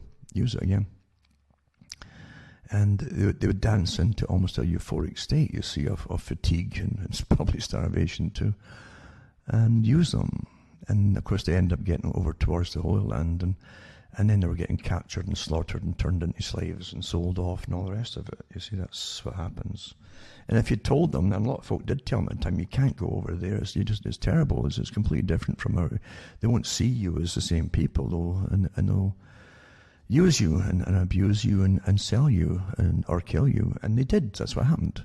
And the youngsters wouldn't listen either. That's the technique that's used. Well, no, it's a utopia over there. Why are you telling us that, you bad, nasty adults, you fossils, you? And that's the way it's used. For a better tomorrow. And the greater good. Remember that phrase? The greater good. I love it for warfare too. They always even had it in the movie Brazil, the comedy. And you'll see the signs everywhere. We're all in it together. We're all in it together. And they're using all the same slogans, for COVID. We're all in it together. Really, really. Well, why can't we all go out in the street shoulder to shoulder for any little cause? Even just to get sunshine, A little bit of sunshine and some decent, vitamin D from your metabolism in your skin. Why not some of that then, and just stand shoulder to shoulder? Forget the 6 foot stuff, just like I did with the recent protests, and it's okay then. But why can't you do that? Why can't you? Right? How can you authorize who can endanger others and who can't? How can you authorize that according to the causes? Well, it's not meant to be logical, you understand. The world you're in now is to become more and more and more illogical until fear and terror will rule you. I'm not kidding. I knew people whose parents were of Irish descent in Scotland, and some of them a lot of them actually had come over in the 1800s, late 1800s, and I'm talking about like their grandparents and so on were still alive when I was wee. And they were nasty, the kids. If the kids were slacking with anything or they're packed in work, and I'm not going to do that work, because they were raised. The famine wasn't just a few years. The memory of it lasted for a long time, right in the 20th century. And their grandparents would still go to town with them. out of a form of panic. In other words, you don't understand what you don't understand but the work ethic is so important. You've got to survive. You don't understand. You can't just pack in jobs and change and so on. They still had that fear, it was life or death, remember, that whole time. Life total. And that gave a legacy to the offspring like you wouldn't believe. It lasted a long time. Total terror, sustained terror, of real terror of life and death, will last one or two generations, at least. And it will also help destroy the family unit, because it's run by fear and in reaction to panic and fear. You have to do what you're told and all pull together, or we're all doomed by the time you're a danger and to yourself, maybe to others too, yada, yada, yada. That's what happens, folks. That's what happens when thousands of folk have died. And it really was manufactured starvation. That was a form of genocide. There's no doubt about it. And don't say it wasn't, or they didn't do that kind of. As I say, they turned the troops loose on the Highlands of Scotland after Bonnie Prince Charlie went back. He went over to France actually, but they wiped out thousands, maybe much more than just the thousands of the Highlanders, coast to coast, and islands, and I mean men, women, and children. You know. And afterwards, they always try to hide it, cover up. Oh, it wasn't that bad, because this is what they always do. Rather than tell you what really happened, they'll cover it up. Well, it wasn't that bad. They got the worst ones and so on, and the real revolutionaries and yeah. And they weren't revolutionaries. They were in rebellion, really. It was to keep the same system that they'd had, as opposed to go into a new system with new kings and queens from a different country. That's what it was. But yeah, I mean, don't think that these things just happened in the past. You've been watching 30 years war in the Middle East alone that it never was in the interest of the average American. They say, what's it all about? Well, I'll leave that to you. But the fact is, the military generals all seem to be on board with it. Huh? And the Americans are going downhill and down the hill and down the hill as they have to pay for it all. And with the Americans, other folks in the West go down too, naturally. But yeah, it's with, you had the Desert Storm one, the first one. And then you had almost the war, then a 10-year flyover, and no-fly zones and military all around Iraq and so on. And then again, you had 2001, they went to town again. It had nothing to do with the tower, it didn't matter. And so you've had a 30-year war in the Middle East and in parts in Afghanistan as well. Yeah, quite some, isn't it? And we've all lived through it. And most folk, the ones even rioting right now, you think about this. Their sons and daughters, and the black community too, go into the military because, well, you're a somebody, be a somebody. And suddenly you got respect and all the rest of it, and some kind of honour and prestige that you never would have in the civvy street. It was the same in all classes too across the world. And that's how the armies really always do. They recruited from the lower classes, the cannon fodder. But think about it. We've all lived through it. This 30 years war. Where were all your leaders then protesting against these wars? It didn't happen. 30 years of it. And it's still going on. The US is still financing the groups that are attacking Syria. Why do you think the communist factions, they're all paid for by the big boys at the top? I mean, the big ones at the top. Why do you think they don't say, well, that's enough fighting like these other countries and so on? Why? Because, you see, they started off with the colour revolutions to overthrow. And when that doesn't work, then you get the real army started, or you fund the terrorists, you see, or just mercenary armies. I don't care what fancy name you give them, that morph to one name to the next, the same group. And again, the taxpayers in America pay for all, and Britain. But the thing is, they did it with what, Egypt as well, remember? Then Egypt voted in a guy, and then they got him out again. He wasn't secular enough, said the West. You see, under the communist, which is the totalitarian elitist group that runs the world, they don't give a darn about you, the ones at W.E.F. They want a destruction of all religions, you see. Don't you get that part? All religions want totally secular society, but then they can dominate it, because you can buy folk off in secular societies quite easily, and which they have always done. And then they can rule it all and plunder it, the economy, and plunder the taxpayers of the countries and so on for themselves. That's what W.E.F is all about, folks. Do you really believe they're there to help you? We're part of your community. We're here to help you. Do you really fall for that rubbish? And folk don't remember anything. Yes, so a 30-year war with the Middle East, and they're still not finished with Syria, which was on the list back in the 90s, remember, of the PNAC group. And they must get rid of Assad and put in a completely secular society. They've already destroyed a whole bunch, so many religious communities. We paid for it all to be destroyed.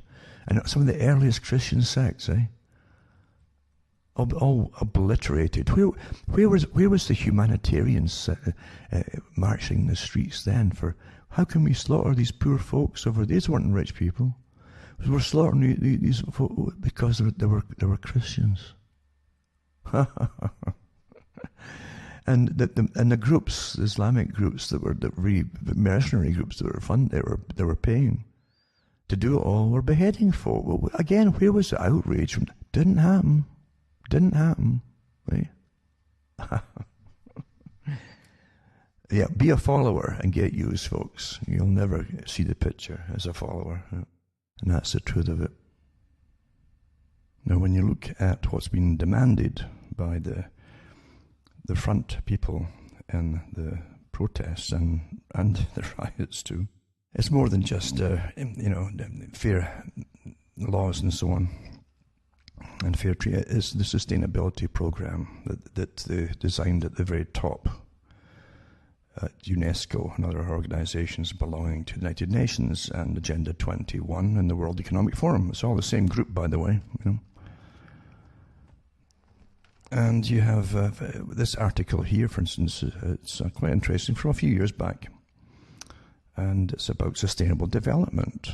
Now, even many of them who are protesting and demanding, we can't open up until we get fairness and from the COVID thing. Same thing, by the way, in the World Economic Forum and the Club of Rome and many other organizations, all the front groups for sustainability are all out saying, we can't open up and go back to the old way where we had cars and things, and we want to go back to this primitive utopia of nice weather and walking and bicycles and things. I'd like to try that in Canada when it's snows up to your neck or higher.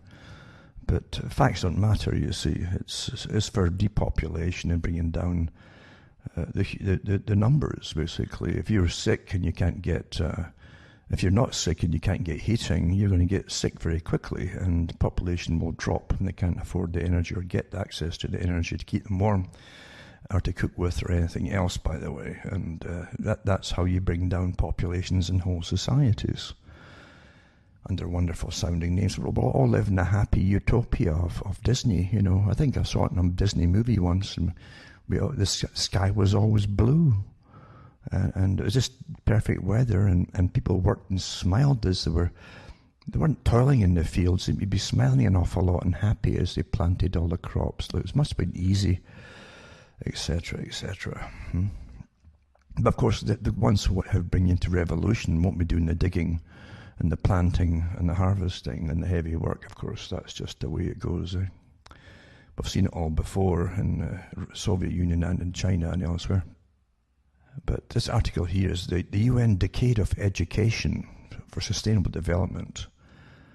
And that's ESD, is Education for Sustainable Development. So those ones out in the streets right now, are around 18 to 20, have had the last 10 years of a massive indoctrination already, and even before that, into what's happening now. All makes sense, as long as you get the same agenda through, getting rid post-industrial, naturally. They want to go into a post-industrial society. I mean, a pre-industrial society. Well, folk were dying like crazy in a pre-industrial society. They were often, the childbirth was horrible with illnesses and so on, and malnutrition, etc. But that's what they want to bring upon you for the good of the planet, you understand? So that always demands sacrifice. So much must always be sacrificed for the good of all. It's just the old ancient religion recycled over and over, isn't it? And it works awfully well, the same formula. But yeah, it's going to take sacrifice. It's like the COVID idea. Well, it'll hit mainly the old folk. Well, the flu hits mainly the old folk in a bad way, that is, and kills them too, and yada yada yada. But that's let's get the numbers up by putting infected folk into the old folks' homes by law, like New York City did, mandating it.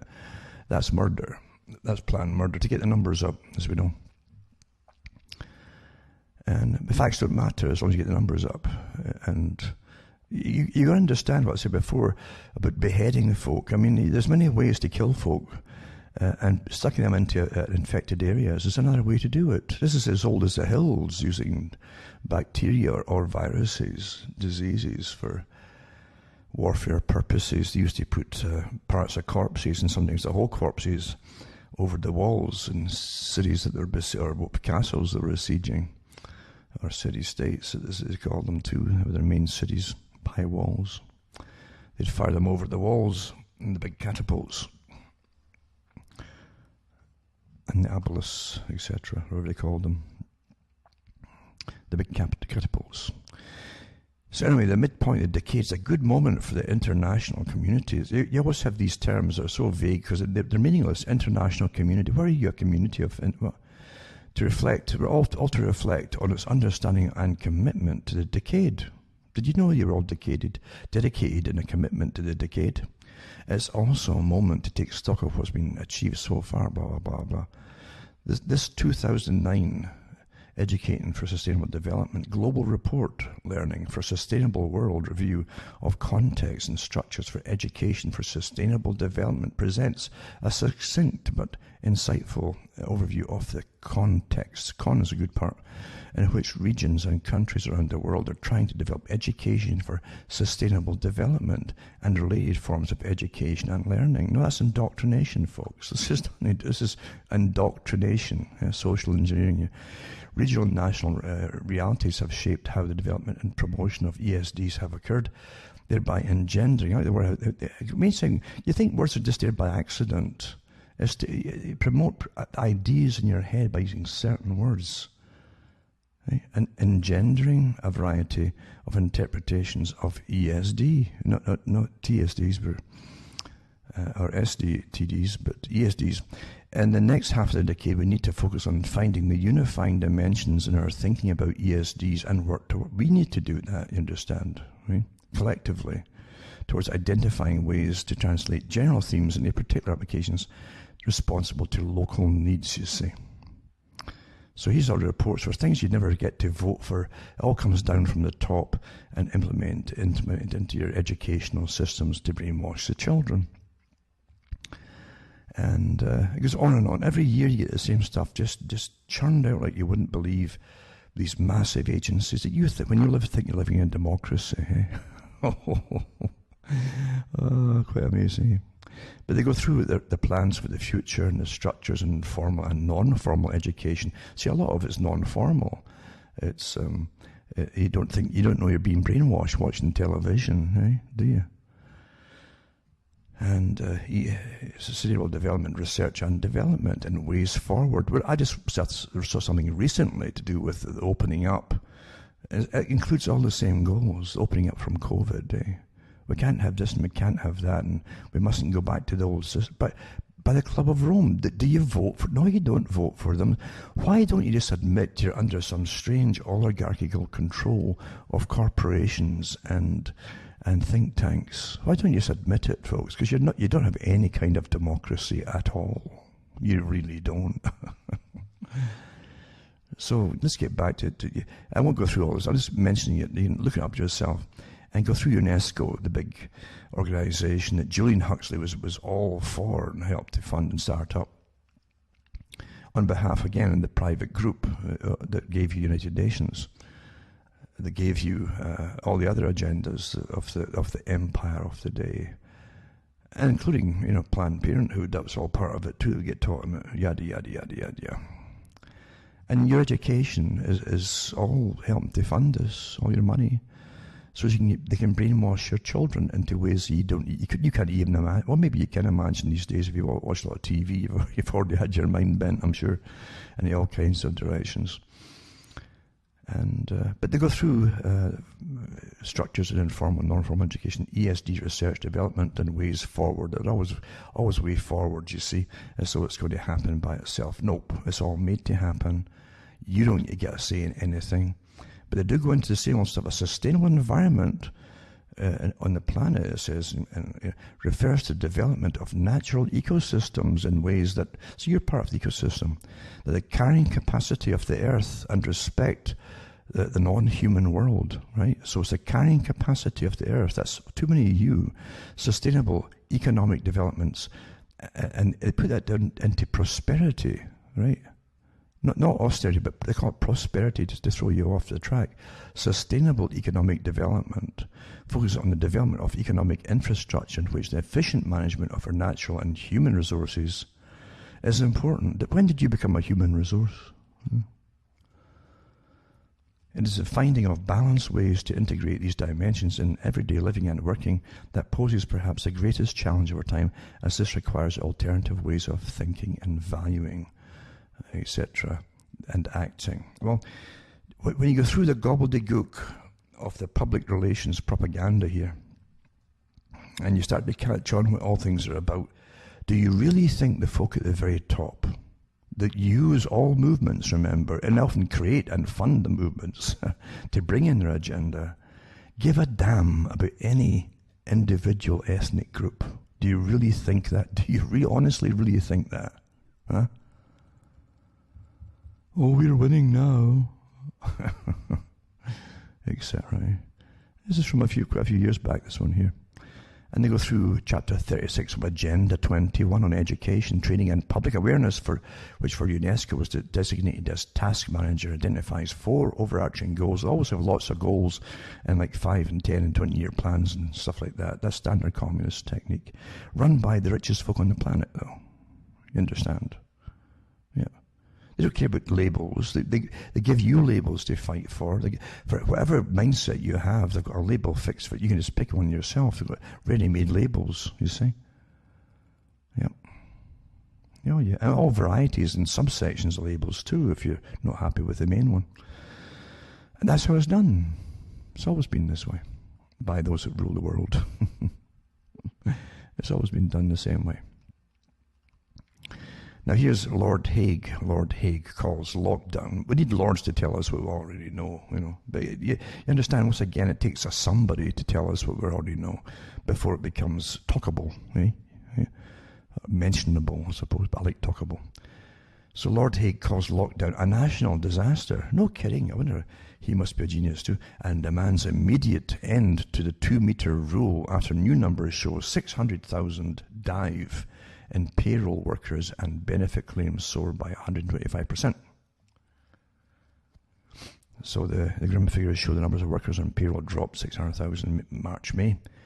And Conservative leader has brandished lockdown disaster for society. He's backed former Labour Prime Minister Tony Blair's calls. He's backed me for mass testing. I'm not surprised Tony Blair's got his fingers in the pie. He's got very lucrative pies, and so Tony Blair's calls for mass testing, quite interesting. The same Tony Blair that waved his hands a lot to a one-man band to get Britain into the war across the Middle East along with the US. The guy who doesn't believe in having positive freedom and stuff like that.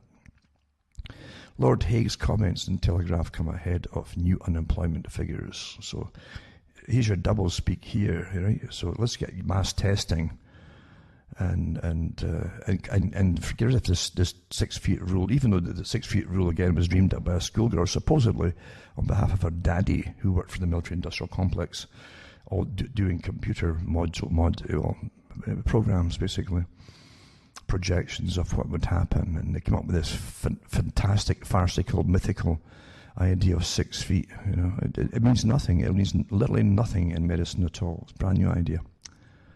But again, you've got to do crazy things like wear masks and stand 6 feet apart and etc., etc., etc. So this is in a sign of the carnage to come. Official figures show the number of paid employees dived 2.1%, or 612,000 between March and last month.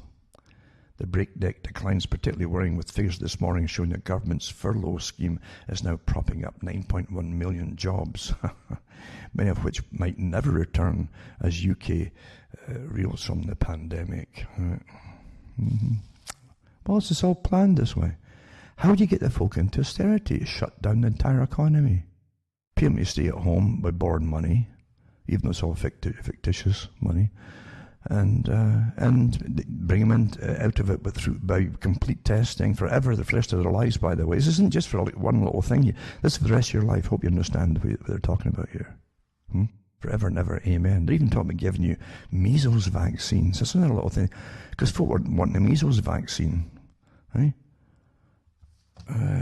And so they came up with this one. If you give that, it might help against coronavirus, they said. The COVID-19. Wow. Where's the proof of it? Well, we don't really have any. I bet it might. Waving smoke in front of your face from sage might help it too. Probably a bit more than their cons. Another one too says, the worst hit for workers appears to have been masked by the government's massive furlough bailout scheme, with experts, we need experts to tell us we're in a mess, warning of 1980s levels of unemployment by the end of the year. Well, they're working hard towards it by keeping you locked down, eh? Oh, it's spiking again. My goodness, what would happen if we let the folk out their homes? Then natural immunity might just happen by itself, like it always has done before. So if we lock them up, they can't get the herd immunity. So when we do let them go, it'll start spiking. Oh my goodness, we are surprised. Really? In other words, they're testing. These are not folk who are sick. These are not folk that are sick. These are folk the same. Their testing says that they've had it or they've got it, but they're not sick. And that's what most folk don't know they've had the flu every year. Some folk get awfully sick with it, some don't. Anyway, they're pushing ahead to get the austerity in, you see, with mass testing. It's bigger than that, though, you see. They always give you little ones here and there. Like, this is an individual guy's idea. That's what that is. No, it's not. They've got lots of little individuals to put in front of you. So, you know, we should really get testing done, all about mass testing, etc. I mean, until you think, well, I guess if so many folk are all for it, then it must be the right. No, they're all getting paid to say this, folks. It's the agenda. Fauci said at the beginning, you know, you're never going to get back to work until you take our vaccinations. And then you get testing all the time, blah, blah, blah, blah, blah. Right? That's quite amazing. This other article, too, is the globalist elites to gather in Swiss resort town to plan the post-COVID Great Reset. I've got the articles from a few years ago saying the same thing from the same group. They said we have to get a good reset here of the money agenda, sustainable. And it says the objective is rebuilding the world's economic and social system in order to make it more sustainable. Too many of you again, eh? Too many of you. And as folk try to get their autonomous zone set up, that where no money is going to come in, they think they're going to get saved by the World Economic Forum and all the rest of them. Do you think they're going to keep us all around as pets when we have no work? Do you really believe that? With their fine-sounding speeches, etc.? Power to the people, etc. Really, do you really believe that? These folks, in the previous articles from a few years ago, were saying the same thing. We're going to make well, here's your planned Great Reset right here, now, right?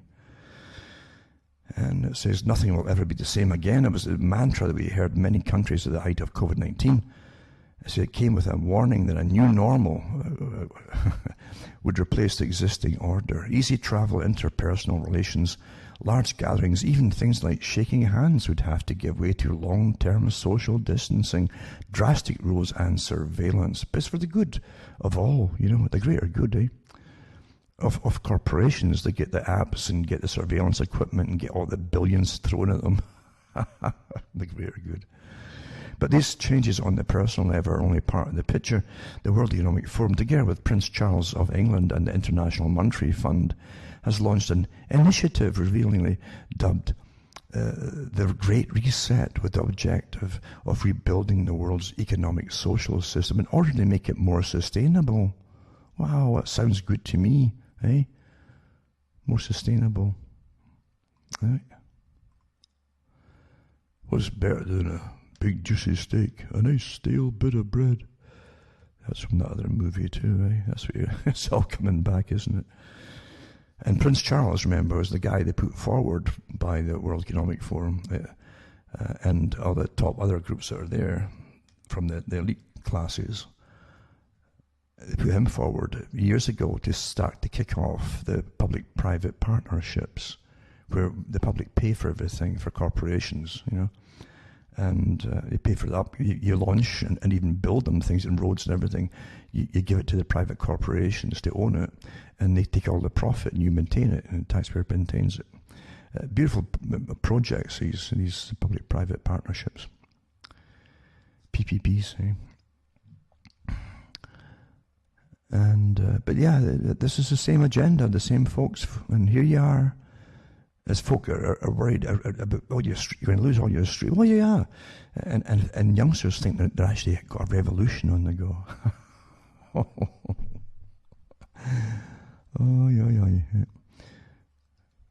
The idea has received the full support of the United Nations Secretary General. Who cares what Antonio Guterres, former president of the Socialist International, wants, eh? That's his, communist. Don't forget what Quigley said. He says, oh yes, the Council on Foreign Relations, he says, we bring in communists and dictators, and in fact, we don't care who they are, he says, as long as they're on board with us. They do, all sides, they run all sides, folks. Antonio Guterres, the Socialist International from 1999 to 2005, technically, a reset is a reinitializing in the language of our digital era. It means erasing old hardware and data on a hard disk and formatting anew in view of a fresh start. That's what it's like. It's like year zero in communism.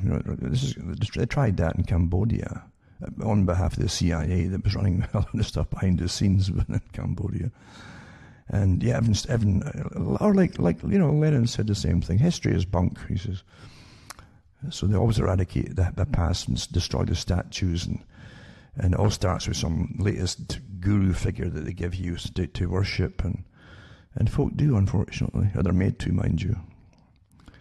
Since for many decades, the World Economic Forum, founded by Professor Klaus Schwab in 1971, has been getting heads of states and billionaires and heads of big businesses together yearly in order to reflect on economic and governance issues and work towards a common and free global trade, common world rules, to supersede national sovereign decisions, promoting non-discrimination to transform economies and societies. So these are all they use everything, you see, to make sure that there's whatever flavor of communism you like, they've got a special flavor just for you. And they go into the Davos meeting and so on. There's a massive organization with, there are thousands of folk that are trained by them every year, youngsters. They pick them in and train them to be future leaders for all the different parties across the planet. They can't lose, can they? And but yeah, it's too many of you, understand. And again, they want you start to not have children, and be awfully good and not have children. And just work hard for the great future, and then die off quietly. They'll help you die off quietly, in fact, with euthanasia. You'll be a good citizen then, you see. Young Revolution makes 8 demands for police reforms in Peoria. Police department responds. That's another article too. And it's comical too. You watch stuff that you don't understand as they bring out the police, take police off work, And then you watch, they've already had shootings in some of these places, and murders around the areas, because now the cops aren't going to reply to anything. I mean, why would you? The cops have been told, really, you better not go into these areas anymore, and just let them, otherwise you might be charged. You know, if something happens and you have to deal with it in whatever way it takes, you can't do there's no way you can do anything that's right anymore. And so the crooks and the murder, they already had quite a few murders, actually. And so the crooks themselves get a field day. They know the cops won't respond. If the cops do respond, Antifa will say, they're racist bigots, and etc. So so they won't do it. And so it'll get worse and worse until chaos rules. And then the government will bring in, because they want to bring in a centralized, and Soros does too, a centralized police system. And communism centralize the World Economic Forum, a centralized governance body for the planet, for everything, trade, for everything, you name it. Centralized Marx, centralized government, right? Standard stuff. And the folk never catch on to it. And again, the police, they're going to ban the use of chokeholds and stuff. That makes sense. And they didn't used to use these until they got trained by outside sources. But facts don't matter anymore. And it's quite interesting to what's happening. But again, Antifa would use that. Communists always sit waiting for a spike, as they say, of emotion, and they jump on the bandwagon, and then they take it over. Now listen, New York City, right, mayor is quite amazing, that orders an army of COVID-19 contact tracers not to ask about BLM protests attendance. I think this one got banned before by the groups that put it out. But the mayor ordered an army of the new tracers. These are your new Stasi, by the way, if you haven't figured it out yet. It's not just to do with this, it's to do with everything for the forever into the future. Including your social credit system score and all the rest of it. All that stuff combined, believe you me. An army of COVID-19 contact tracers not to ask about BLM protest attendance, you see. So again, as long as you belong to the, and really, I'm quite serious about it. I said years ago, you better belong. If you don't belong to any special interest group or minority group, you better join one to get any rights at all. Otherwise, you're going to have no rights at all. And that's where we are now. We have no rights, you see. So try to find something and join it. I think Monty Python had a league of silly walks. You know, if you're a silly walk, you could join it. But at least you'd have rights, right? And then you could really hit folk that laughed at you, because you'd say, hey, you can't mock me, right? Absolutely. There you go. So these contact tracers, again, as I said before, the whole agenda was on the card before COVID came along. It was all worked out before with the same groups of people that run the present show. And it's a Stasi type thing. They would come into your homes and all the rest of it, they break all the laws and rules of your home as your castle. The last vestige of any right at all in the West, really. To save you all, it's to save you. If there's anything not going around, do you want them coming in? They've been to 100 houses before you, and if one person in 100's had it, it's covered them, now they're going to bring it to you. You understand? It's nothing to do with sanity at all. It's all social training for everybody. That's what it is. So the hundreds of contact tracing workers are hired by the city under de Blasio's new test and trace campaign. And de Blasio, too, is international, I'd say, definitely. So the test and trace campaign have been instructed not to ask anyone who's tested positive who they've recently attended a demonstration. Well, I guess you have to put all the politicians in quarantine if that was the case, eh? I'll tell you. Monty Python is sane compared to what's happening now.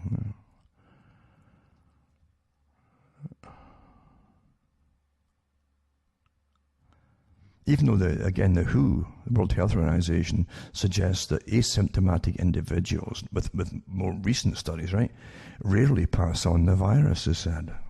Before, oh my God, it's getting spread by asymptomatic people. Now it says, no, it's hardly ever happening.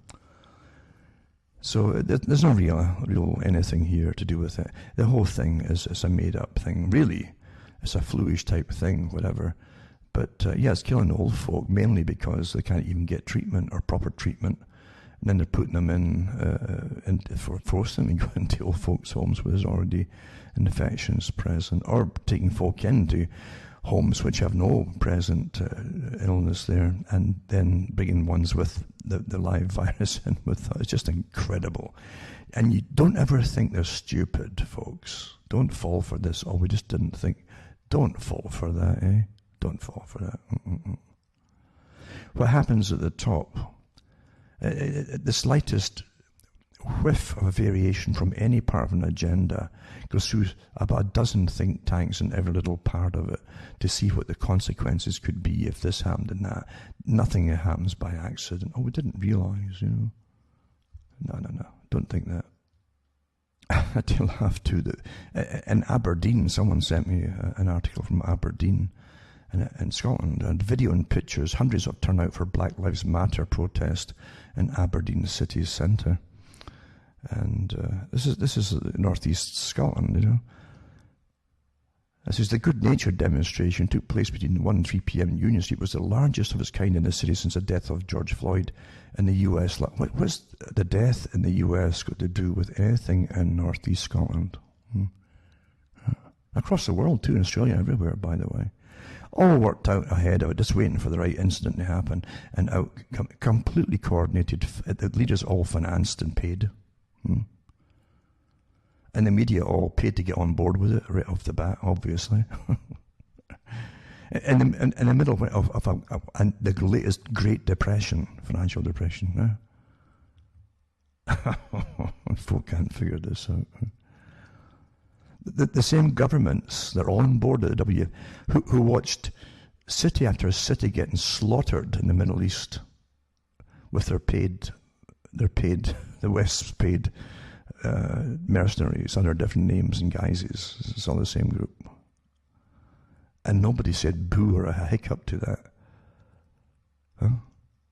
But let's all be upset because one fella got killed and the cop is charged with murder. Which is law, right? No, there's always more happening, folks, believe you me. Aye. I tell you, but that's the main thing happening in Aberdeen there. And then you find that the Aberdeen City now councils, the city council gears up for easing of lockdown restrictions. Well, they're a bit late. I mean, they've already had their protests and stuff. They didn't give a damn about lockdown restrictions. So now they're going to go back to it. And for Scotland is like a communist country. It really is. I've said it before. It came out of this farce, Scottish National Party, which really was international socialist, and winning its rights to have its own country for the first time. What a farce that is, eh? And the first thing they do is open up its borders and boast about international socialism. Which means doing away with your borders. What was the point of getting it in the first place, then doing away with the kind of waste of time, eh? And then of course it came out under the EU, you know, under their auspices and their dictates. And the same with Ireland did the same thing too. Eh? They came out into freedom under a new master, which is bigger than the last one. What a joke. And then they've got First Minister Nicola Sturgeon. The characters that they put ahead of us is just astonishing. Is expected to set out the second part of the Scottish Government's four-phase plan to lift some of the conditions on Thursday. I don't know what the GDP of Scotland is. Because it's about 5 million population. It used to be able to be pretty steady, about 5 million. And most of them today, a lot of the new births are all from outside. They admit that in their statistics. But people coming in and having children. But it's still a small population. And how are they, what are they supposed to do to keep folk locked down forever, keep paying them to sit at home? From where's it all coming from? I tell you. We'll keep the red flag flying high. There you go. International socialism. But then, it's such a farce, isn't it? But That's what they give you for news, eh? Dictates from these people. Like Sturgeon. Whatever she said, there's always something awfully fishy behind it. Manipulating the masses. Edward Bernays. I won't go into that one. I've done it all before for years and years and years. But it's about group psychology and how Sigmund Freud too. Again, Bernays was a nephew of Sigmund Freud. It's a strange family, though. They were kind of, even Freud was having some kind of affairs with the different Bernays families, wives and things. Very strange thing. Anyway, it reminds me really of Darwin and the Wedgwood family. They seem to just be interbreeding with the same kind of family over and over and over. But that's my take on it. But it says the easiest way to divide people is through political theatre, and it's going to be a tough red pill for people to swallow, it says, and yada yada yada. But I've done all that before, not a folk of just repeating stuff I put out years ago. I think it's kind of boring. Actually, it's verbatim for some of my talks, some of it. So what we're going to get. And then this one here, I get World Economic Forum, the Centre for the Fourth Industrial Revolution, right? This is how they run the world. All the richest folk on the planet run the world, eh? The Centre for the Fourth Industrial Revolution. And real world impact at the speed of now. Oh, I wonder how much they paid for their PR companies for the speed of now. Wow. Eh? We're not just developing new ideas, we're implementing them across the globe at the pace demanded by technological change. You must adapt to their technological society, you see. And you can't have any privacy in a technological society. I've already told that many times before. They keep telling you that. Most folk don't mind now, though. It says the Forum Centre for the Fourth Industrial Revolution is a newly established focal point within the international community for multi-stakeholder dialogue. That's not including you, though. And concrete cooperation on governance challenges and opportunities presented by advanced technologies. And you can download their brochure as they sell you the whole idea of it, isn't it? Okay? What do you think? And then they give you the Great Reset, this week's World versus Virus podcast. Now is the time for a great day. It is now is the time part again for a revolution, you see. You know, isn't that interesting? You always see what you look for. Now is the time for a great reset, eh? And how artificial intelligence and machine learning are helping to fight COVID-19. Machine learning, eh? There you go. And this was in other words, your tracking traces and all the rest of it, and your apps, yada yada. That's what they're telling. It's helping to fight COVID-19. Not that you need to fight it in the first place. It says this was the year automation started taking over the workforce. And that's MIT News in with them. How the fourth industrial revolution can help us beat COVID-19. And robots have demonstrated their crucial role in pandemics and how they can help for years to come. Really? Wow, gee whiz. 5 ways collective intelligence can help beat coronavirus in developing countries. Well, how can we even fight it here with going to developing countries have to stay away from televisions and stuff and don't send folk off to the W.E.F. will be quite okay and safe. Maybe, how about that then, eh? How's about that? And they afford all the machinery to lose all the rights and freedoms that monetarism, etc. But the World Economic Forum too, as I've said before, just like the Club of Rome and all the other groups for the left, you think are left-wing groups, they're really fronts for the big agenda, for the ultra-rich. But you're not going to get opening up after COVID unless you're sustainable. And they're going to have these commissars that come and inspect you and look at you and measure you probably. And smell you maybe. I don't know if you should open up or not. You don't smell left enough. And it says traveling, you see, right? Their whole agenda was planned before this thing came out. Non-traveler digital identity, advancing secure and seamless travel, right? This project is part of the World Economic Forum's Shaping the Future of Mobility platform. Seeks to develop and pilot a decentralized digital identity platform which leverages fourth industrial revolution technologies to help government and industry leaders, your fascists, facilitate seamless and more secure international travel. together with a community of travel security experts. Oh, that word experts gets me groveling right away. Oh my God, so wonderful. Policymakers, businesses, and international organizations. The project will achieve this by piloting the KTDI concept in cross-border contexts, in collaboration with, I guess they have rubber lips and mouths, these folk that speak this verbiage, in collaboration with consortium comprised of the Government of Canada. Of course, naturally, Canada's completely on board with it all, and the Kingdom of the Netherlands, Accenture Airlines, airports, and technology providers. The forum is currently piloting components of KTDI concept in a real-life cross-border context. And they go into advancing safer travel in the face of the COVID-19. Oh, it's to do with COVID-19, you see. It's to keep you all safe. So it's complete biometrics, blockchain, and digital identity is now more crucial than ever. And the forum will facilitate multi-stakeholder data. That's all the rich sods that get all the cash, to gather insights and develop actionable strategies to promote more secure travel through improved totalitarian measures that get to travel and take, unless you take all their new ID stuff and get monitored all the time in real time for the rest of your lives, folks. That's what this is, if you don't know what it is. Yeah. So there you go. Developing tools and guidance for scalability with the end goal of global interoperability. The interoperability. Recently published the KTDI Specs Guidance White Paper describes the technical foundations underpinning the KTDI platform. Now, they know that the average person doesn't have a lifetime to spend reading their verbiage, you see.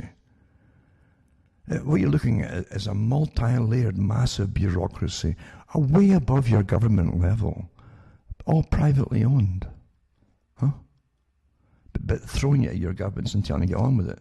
And to get, they don't have any kickback from the government, so they're quite happy to receive the kickbacks, maybe, who knows. And another one is global new mobility. Again, you can't open up unless you get out of that car and all that, right? So the project is part of the World Economic Forum shaping the future of mobility platform. Oh, there you go. It's about mobility. They want to make sure you're mobile. Is that what it is? No, I don't think so. So here it is, the Global New Mobility Coalition, the GNMC, they always got this, curated by the World Economic Forum, is an active and diverse community. Oh, that makes it better. It's a diverse community of over 150 globally renowned experts. Oh, there's the experts. You get shivers up your spine when you say that word. NGOs and companies for accelerating the shift to shared, electric, and autonomous mobility. There you go. So no more you driving yourself. It's going to be shared, you see. Electric and autonomous system that provides for healthier cities, reduces carbon emissions by 95%. I think they use the same computer for global warming and climate change, and that Neil Ferguson used for exaggerating the COVID problem.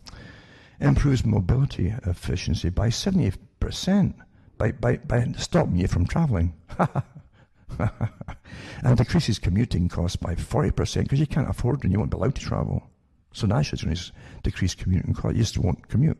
While tapping into a $600 billion business, which the W.E.F characters that are in it will own, you understand. They'll own it all. But it's for the good, the greater good. They only own things for the greater good, to make sure that you're all living safely for sustainability. The GNMC publicly communicates a sustainable mobility vision to civic, public and private stakeholders in order to catalyze supply and demand for carbon-neutral mobility ecosystems by 2050. We used to think it was so terrible, but how communists talked. It was a different language, you know. Now, this is the same stuff here, but the folk who really brought you communism.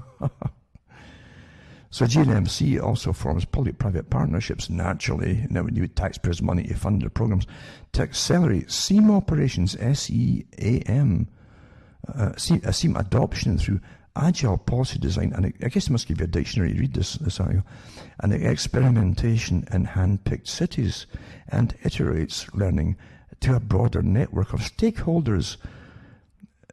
I thought we were going to go vegetarian, and here's all these folk that are stakeholders. I mean, we aren't going to get any, we can't afford the steaks, folks. Right?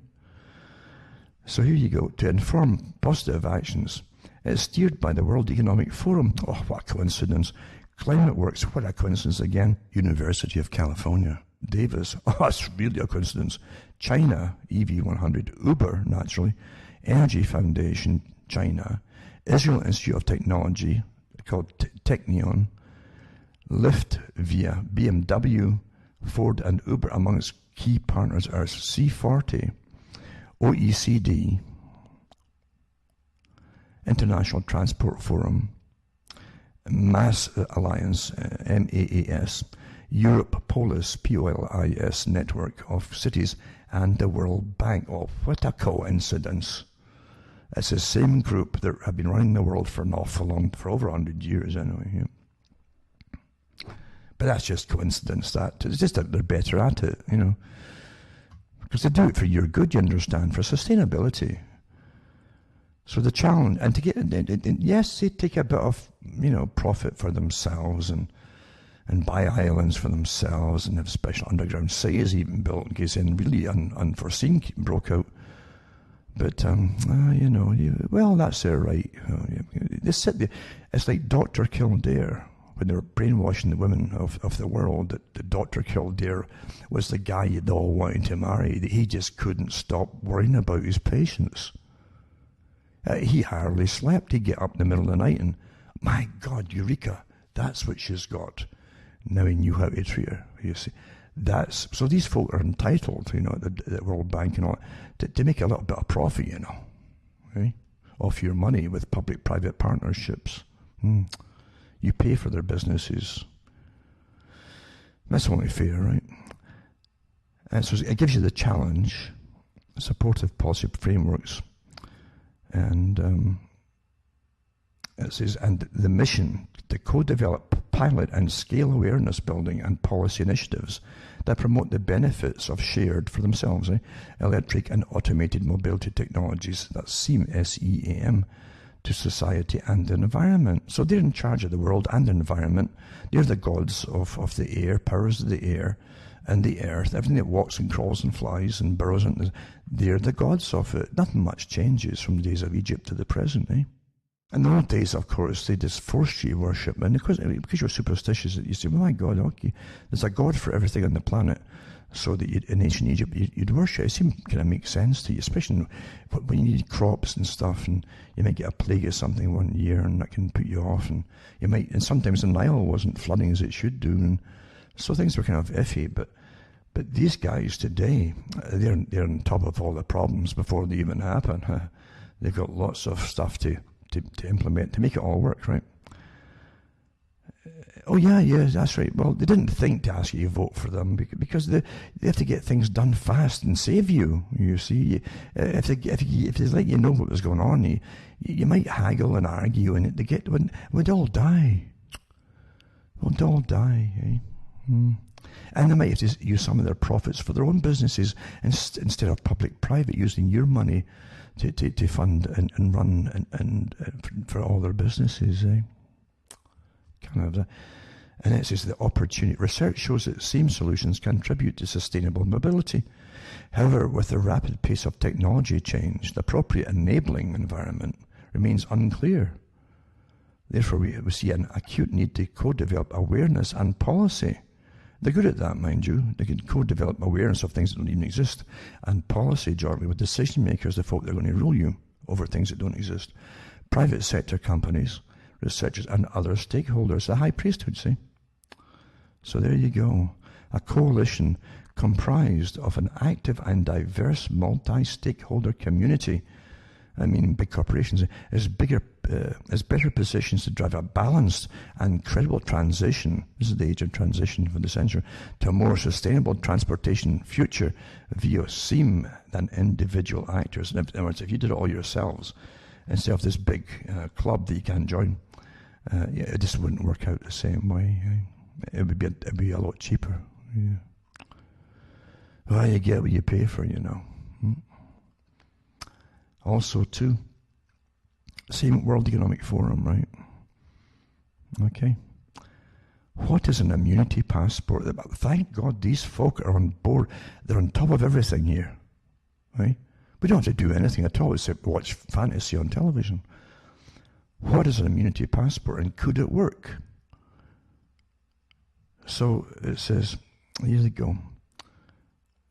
They've got the World Bank involved and a whole bunch of organizations involved. So it says, weeks into the lockdown and with economic indicators signaling a deep global recession, no, it's a depression, governments around the world are searching for ways to get their countries back up and running. But emerging from a cocoon state could risk a second spike of coronavirus infections as people start mixing once more. Amongst the measures being considered by governments, including Chile, Germany, Italy, Britain, and the US, are immunity passports. Thank goodness that they're all on top. You didn't know they were doing all that on your behalf, did you? Oh my goodness. You thought your government was a lazy bunch of sods, didn't you? You really did. But all this time they've been working with the W.E.F. and big tech, using your tax money to get immunity passports. Okay, they get paid well for all that, those companies, but they deserve it, keeping you safe, right? So it's a form of documentation given to those who have recovered from COVID-19. Now listen to this. A form of documentation given to those who have recovered from COVID-19. Now Canada and all these countries had articles and documentaries out in the 90s with Wendy Mesley show, where Canada was way into the biometrics long before anybody else. You know, fingerprints, eye scan, the whole thing. And here you go. But here they're telling you it's really, well, the latest thing is COVID-19 to make you all get it, you see, all the holdouts. So it says, in Chile, which looks to be become the first country to put such a scheme into action, the so-called release certificate, as they call it, they call it a release certificate, you're in prison, would free holders from all types of quarantine or restriction. Well, there's your way out of it. Buy your way out, folks, you know, and get a complete bioimmunity passport. Oh, it's shared by governments and government agencies of all countries and high-tech companies. They'll all share it, you see, for your own good, obviously. And then you can go around freely, right? And they'll take their cuts of monitoring you, watching you and studying you and banning you from whatever, eh?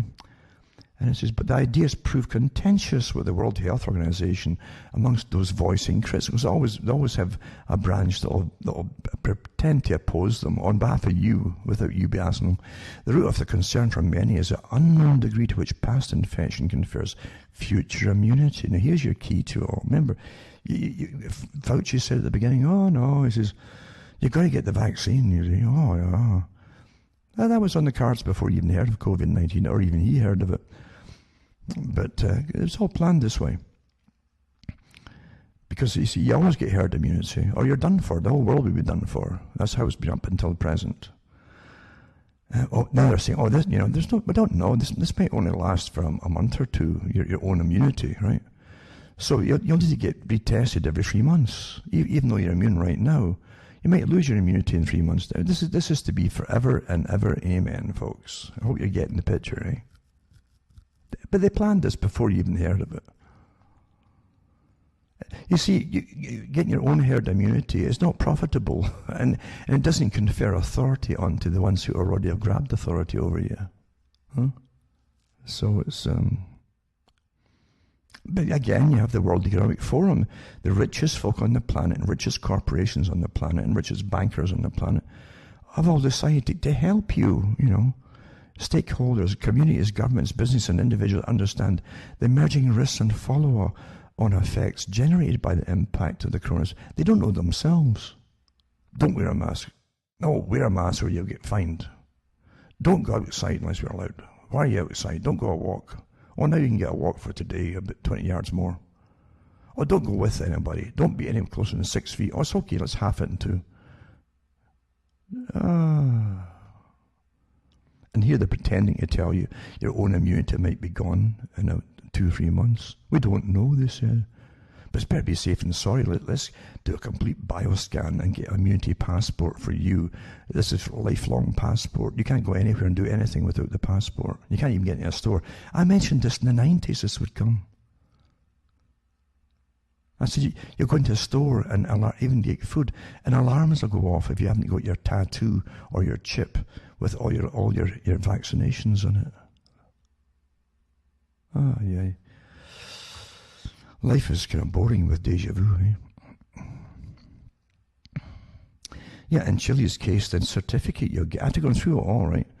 What you got to make sure is repeat business for the big corporations that have got all this technology and so on. As it says, your certificate will expire 3 months after a confirmed infected person has recovered. After this point, they will be considered to have the same risk of infection as anyone else. And you can't win, folks. You can't win, eh? This is as good as it gets. Eh? They got it all figured out, eh? Even though other people, biologists and biochemists and the whole have come out that work at these labs and saying your own immunity will last generally 3 years generally for any particular COVID or any other kind of COVID variety strains, and even longer. They've done tests for stuff even for folk who had SARS. They've still got antibodies 10 years later, things like that. Anyway, this is the whole agenda, folks, for sustainability. And if most of you can't, they'll just say, well, there's been too many folk travelling this month. It's not sustainable, and it's put too much carbon in the atmosphere. Even the cyclists that are breathing heavy, and other folk too that are breathing heavy, even though they're not supposed to be doing that during this pandemic. We're just going to lock you all down to fulfill our quota and get the quota back to normal of, CO2 reduction. World Bank COVID-19 recession. Again, the same group, eh?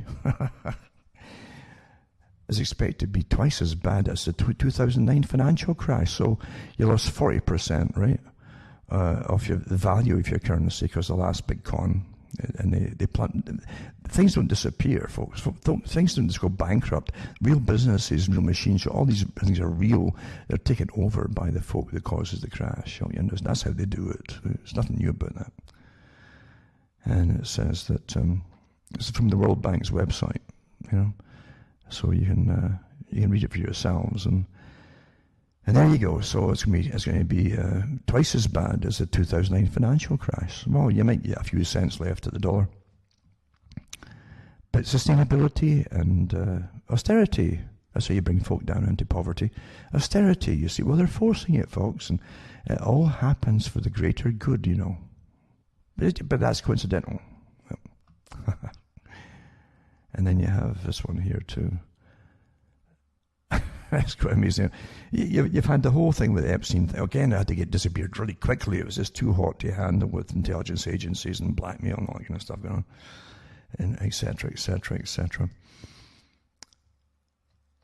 900 suspected paedophiles are arrested. Right? 900 of them. As darknet child porn kingpin is jailed for 30 years.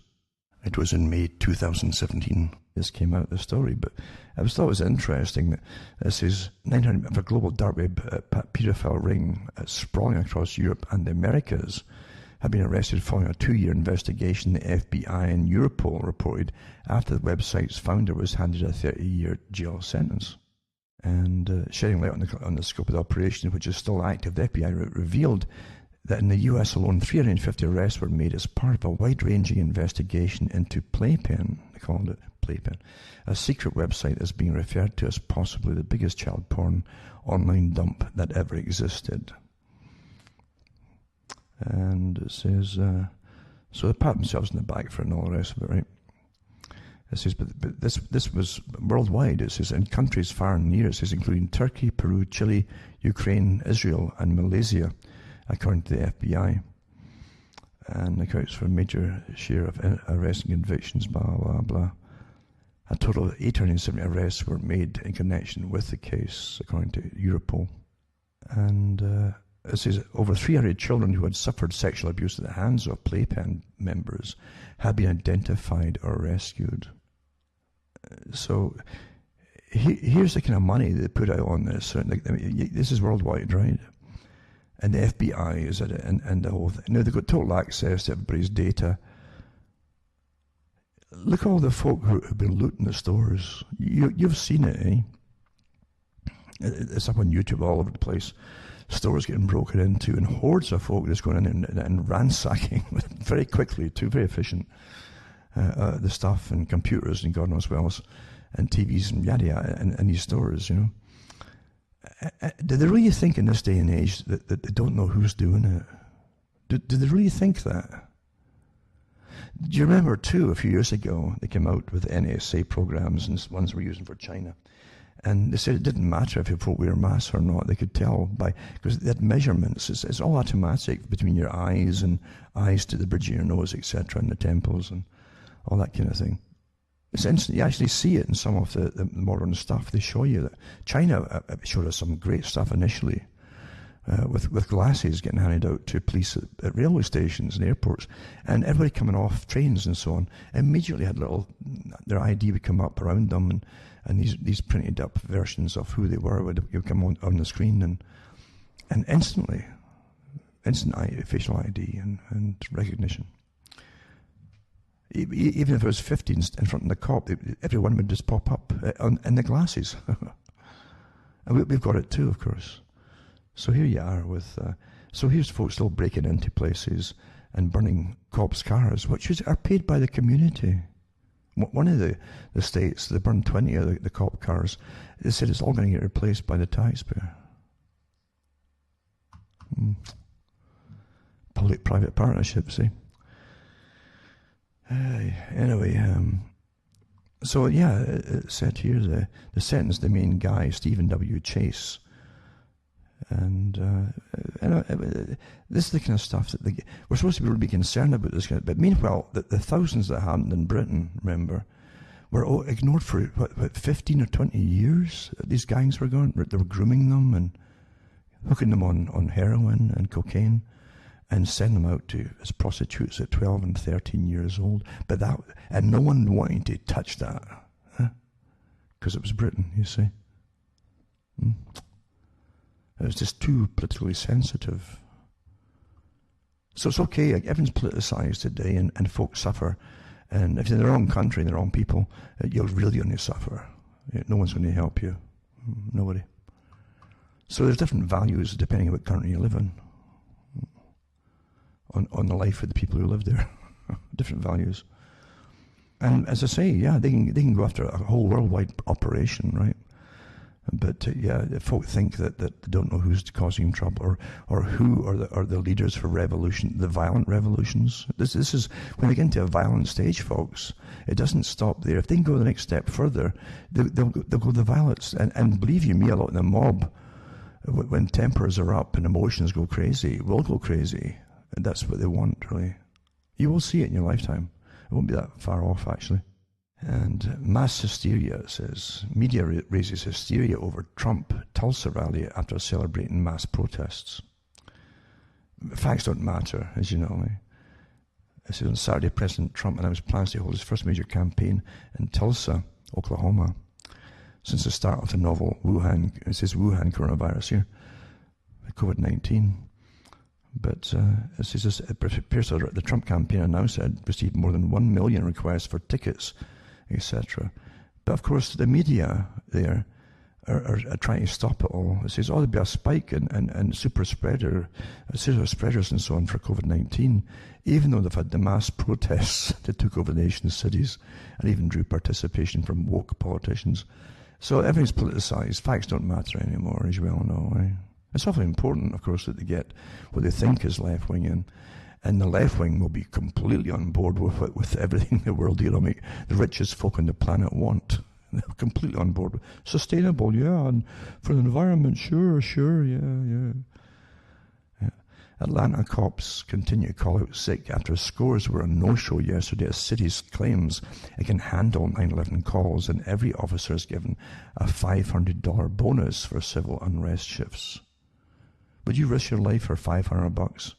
Knowing that if anything happened and you even have to defend yourself, you're going to be in the wrong, and that your bosses aren't going to stand up for you. Well, of course you wouldn't. Of course you won't. The military won't do it either. If you don't get a strong command from the ones above you, from those in charge, they won't do it. So that's what's happening. Naturally, yeah. $500 bonus.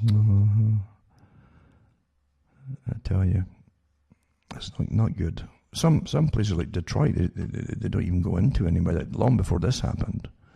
And that's pretty well normal there. Another one, Atlanta police officers in multiple districts walk off the job. I've got to put that one up too. And it says here, Belgian police, with the same protests across the world. You think it's all just happenstance and spontaneous, right? Sure. Dream on, Disneyland people. So Belgian police throw down their handcuffs in mass protests against media hostility and accusations of racism, fascism and homophobia. Same things, eh? Racism, fascism and homophobia in wake of Black Lives Matter demonstrations. So the whole thing's commandeered by the real real anti-fascists, which are fascists. But so yeah, the cops just have given up there. Yeah, that's it. What else can you do, eh? What can you do? And I'll put another one up too. It's to do with, as I say, there's no secret that Black Lives Matter was taken over a long time ago and set up really by Marxists. Again, using the networking when they bring in all disaffected groups, even creating some of the groups that weren't even groups beforehand, you see, to get beefs, folk with beefs that can't fit into society, all kinds of things like that, and use them, you know. So I'll put them up too. So, and hundreds of this is a good one too. Hundreds of households in Berlin are locked down after dozens of people test positive for coronavirus. Eh? So authorities placed 369 homes under quarantine after outbreak in German capital.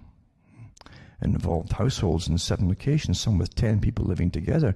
And the official urged the locals to use a new contact tracing app, which was rolled out the day that they found all of them. Just coincidence that the tracing app was rolled out, and they want mandatory testing the same day that mandatory testing came out. Well, the more you test, the more you're going to find folk have either got coronavirus or had it. If it's a swab test, they're pretty well useless, so I wouldn't even give them any credence at all. And for the blood tests, other types of coronaviruses might show up positive for it too. A lot of viruses. You can have thousands of viruses in your system, different kinds, you know. And some of them you're born with some of them. They get them from your mum, a lot of them. And they're called harmless carrier viruses, you know. Folk are terrified. They don't know. Maybe a little bit of knowledge is a dangerous thing. So they make sure you get a little bit of knowledge. They won't tell you all the rest of it. And so whenever you hear, oh my God, it's terrible, I've got a virus. So, you stacks them that don't do any harm. But and even the ones that do you harm is something if you're at a really advanced age, or you've got other problems too, or you're on medications that lower your immune system. Unfortunately, a lot of folk on cancer treatments, you see, especially radiation chemotherapy, they really are in danger of getting any kind of bad disease, because the immune system is shot for a long time until it starts to come back again.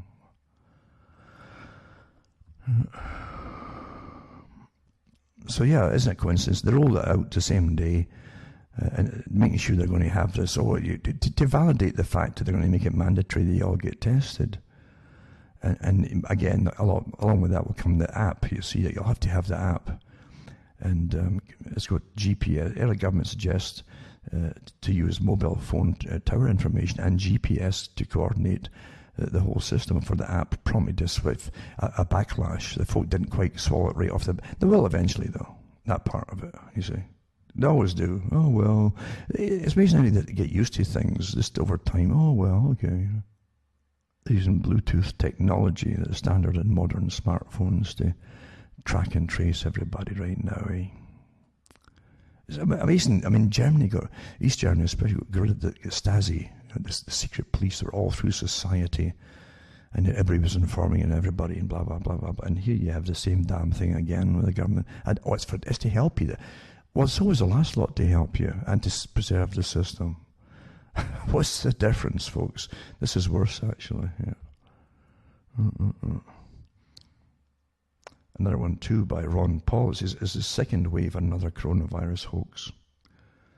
Just a week or so ago, the mainstream media and thousands representing the medical community told us we must throw out the stay-at-home orders and go to the streets to protest the death of George Floyd at the hands of the police.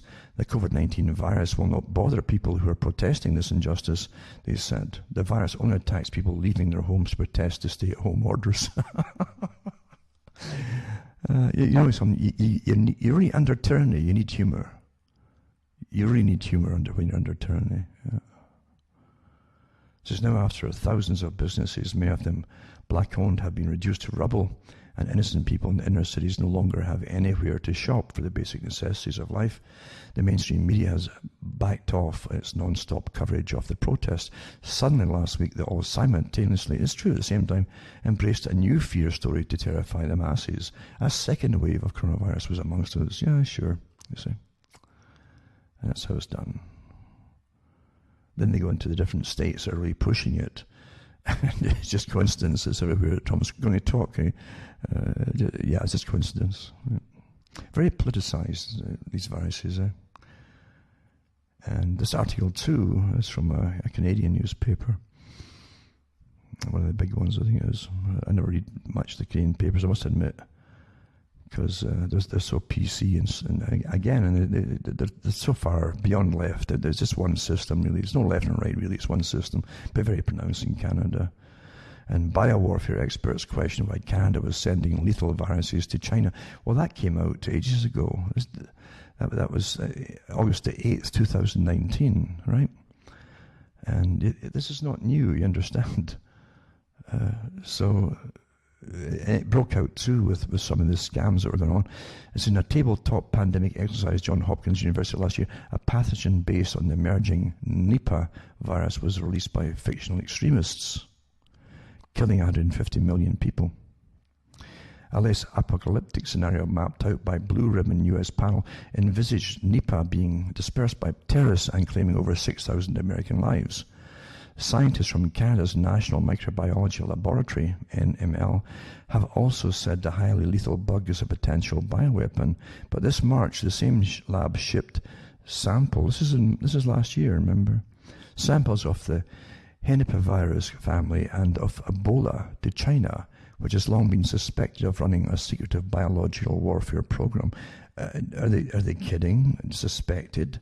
I mean, Fauci, remember, okayed a lot of this stuff to be sent to China and worked with. I even funded some of it. Come on here. Anyway, China strongly denies it making germ weapons, and Canadian officials say the shipment was part of its efforts to support public health research worldwide. Sharing of such samples internationally is relatively standard practice. But it's gain of functionality, right? But it says, but some experts are raising questions about the March transfer, which appears to be at the centre of a shadowy RCMP investigation and dismissal of a top scientist of the Winnipeg-based NML. And it's true, this Chinese scientist, is a woman, was working in this top lab in Canada. And she was still, I think, belonged to some of the top PLA, I guess, the People's Liberation Army, they call it in China. She still was a member of it. And they went to it was a worrisome on a few fronts, the very fact that they were doing that, and China's growing investment in bioscience, looser ethics around gene editing, and it's very true, and other cutting-edge technology and integration between governments and academia raise a spectre of such pathogens being weaponized, he said. Well, that was all with the collusion of the US and Fauci and other organizations associated with them too. And Canadian lab, another one, immersed in arsine probes, sent Ebola and another deadly virus to China. So it's two in the same story, basically. And again last year. And of course, Chile plans the controversial COVID-19 certificates. For those who haven't got it through their heads, they're going to make sure you all get these electronic certification of being free from infection, and you have to keep going back to get retested. And then, of course, they'll have, you have to start taking these other booster shots for the previous vaccinations and yada, yada. Yeah. It's so predictable. So predictable, isn't it? I remember mentioning, too, at the beginning of all this, I said, well, I really think China and the West is on board together to really push this whole terror idea of this virus. We're working together. Now, I mean, look at all the stuff they churned out from China. Oh, my God, look at those big trucks going down, spraying massive, spraying behind them, this strange, misty stuff, and going into stores and offices and doing the same thing. And such activity and horror looking, yada, yada, yada. Then we followed suit after being told, of course, by Fauci that it probably wouldn't take off in America. Nothing to worry about, he says. Until his bosses really said, no, we've got to use this, Don't let a good crisis go to waste. And here's Beijing at it again, right? And China at it again. They locked down the cities, again, because about 100-odd people, so they say they've tested, right? Doesn't mean they're sick with it, they've just tested it. You'll constantly find folk that all test positive, even though they have no symptoms. And false or not makes no difference if you're using the swab test. But you constantly find more and more folk, you see. And they keep saying they're cases. No, they may have got them, but they're not invalid cases. They're not patients. They're not sick. You understand? So 100-odd people out of a population of Beijing population 2020, the current population, it says here, is 20,462,610. So you're going to lock down the whole city, maybe the country, because of 100-odd people. I mean, this is the farce of it. Yeah. I tell you, it's really astonishing what we get fed here. And of course, Britain apparently had paid for some other company to do their contact tracing app. Who knows how many millions they threw at their pals there, and then changed their mind afterwards. Once it's all, they're working on it, just changed their mind, and now they've got given it to Google and Apple, who are working together now. So Google Apple released coronavirus contact tracing technology for apps, it says. Yep. And this is this is just the same as having a Stasi system without the folk necessarily watching. They're going to monitor you electronically initially, then send the tracers out on you if you fully comply. And then you take their word for it. You were in the vicinity of somebody that had this, and they were within about 2 feet of you to passing on the street. Well, I don't remember that. That doesn't matter. Lock yourself up until we tell you. There you go. That's quite something, isn't it? And they try to tell you the identity of app users will be protected by encryption and anonymous identifier beacons that change frequently. Where have we had all this tripe before, since we first got the computer altogether, eh? Hack. Oh, we'll be very safe with your data. Oh, yeah. And anyway, and it will come all your DNA and everything in it. Oh, what a great boon for them all. And then it'll branch off into, we can tell you what you'll be prone to get, diseases and things. So maybe we should treat you before you actually get outbreaks of certain diseases or illnesses and stuff. Oh, really? Could you help? Oh, yes, that's what we're here for. Get your wallet out, eh? So predictable. We are a herd, aren't we? We're just a herd of animals to be used, really. Again, back to the FBI that tracked down all these pedophiles, but they can't. I mean, the same system that's worldwide. Remember, they have offices of the FBI in Canada. They set them up in 9/11, after 9/11, and they have them in Britain too. By the way, they all work together. All these organisations in the old Interpol system. Now it's Europol. Yada yada yada. They all work together. I think they still have an Interpol as well as Europol. But anyway. Yeah, they know everything that's going on in real time about everybody, everybody. Yeah, but they're very. Again, it depends how sensitive that whoever they're monitoring, whether they'll do anything about it or not. And all these folk going rioting and they're really thinking they're in the middle of a real revolution. and they got facial recognition. FBI tracked down the white woman, I guess it's okay to say that, they see, because she's white, who set cop cars alight by tracing custom t-shirt that she wore at the Philadelphia demonstration to Etsy, E-T-S-Y, which led them to her LinkedIn and Poshmark accounts. She can afford a Poshmark account, eh? That's quite the communist, this one, eh? So her name is Lori Elizabeth Blumenthal, 33 years age. Faces 2 counts of felony arson for her role in setting ablaze 2 Philadelphia Police Department vehicles on May 30th. And it says, the surprise, in the same article, it's saying that Black Lives Matter protesters and other peaceful demonstrators convened in the city to protest the killing of George Floyd, right? Peaceful demonstrators, but she was here setting fire to the cop cars. Well, there you go. So she faces a fine of up to $500,000. She'll get off with it. She'll probably get a medal, actually. I've read too recently that a lot of them that got arrested for setting fires to the places and looting and they got a medal dished out for some organisation, but who knows, usually the same suspects, the usual ones, for suffering a night in jail, like a proud thing to be, to show you won't have children, and if you're really good, sustainable people, but to show anybody down through your life that I took part in that, yeah, it's a badge of honour. But anyway, this woman had distinct tattoos as well that they arrested here. And I said years ago, do you realise these tattoos are used for ID in you? Boom, there you go. They're really, what can you say? So her name was Blumenthal, 2 counts felony. And the FBI agents used the Instagram post of the burned cars along with 500 photos from various photographers to identify the wording on the woman's shirt. It says, "Keep the immigrants, deport the racists," the FBI agent explained in his affidavit in Vice reports. Agents discovered that the t-shirts was custom made and sold on Etsy and found that a user, XXMV, had posted a review about purchasing the shirt.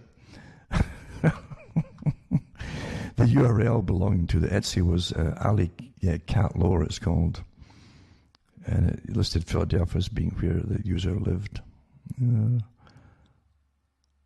So they kept at it and at it, and then it came up. They know who everybody is. They know everybody is. Yeah, guarantee you. If they want them, they'll go for them. If they don't, they won't. As the 11 face felony charges from the night of civil unrest, and more charges likely in coming weeks, state attorney says. And it's Tampa, Florida, Hillsborough County State Attorney, okay. Andrew Warren announced the charges for 11 people stemming from the rioting and looting that occurred during demonstrations in Tampa, late May.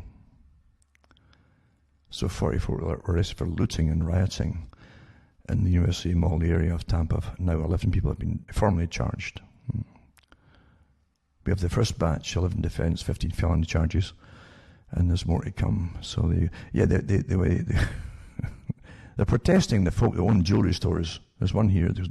So they did wipe out, clean out jewellery stores, and it says that they were burglarising homes, burning and burning gas stations too. Interesting.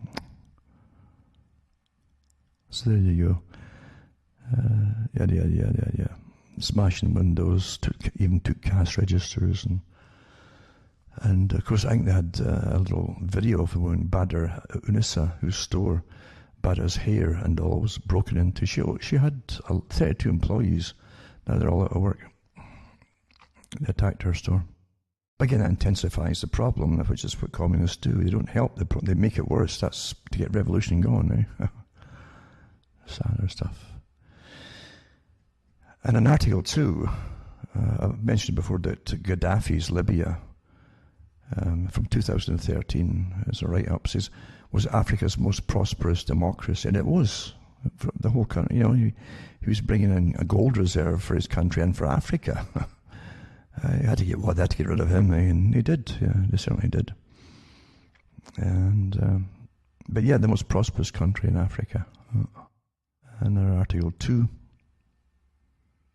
it's actually a book about It's called New Left Tyranny. It's about gangster state capitalism.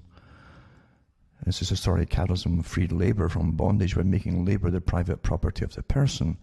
Serfs who owned labour obligations to lords became free individuals. Free labour markets and emergent capitalism made productive by technological advancement created with time rising living standards and a free people determined to protect their independence by holding government accountable. Well, that was a good myth and dream, wasn't it? This system was eventually wrecked by banks that financialized the economy and diverted discretionary personal income to the payment of interest and fees to banks. Well, now they're just throwing your cash money out to big corporations that are here to help you and save you from COVID. That's the same thing.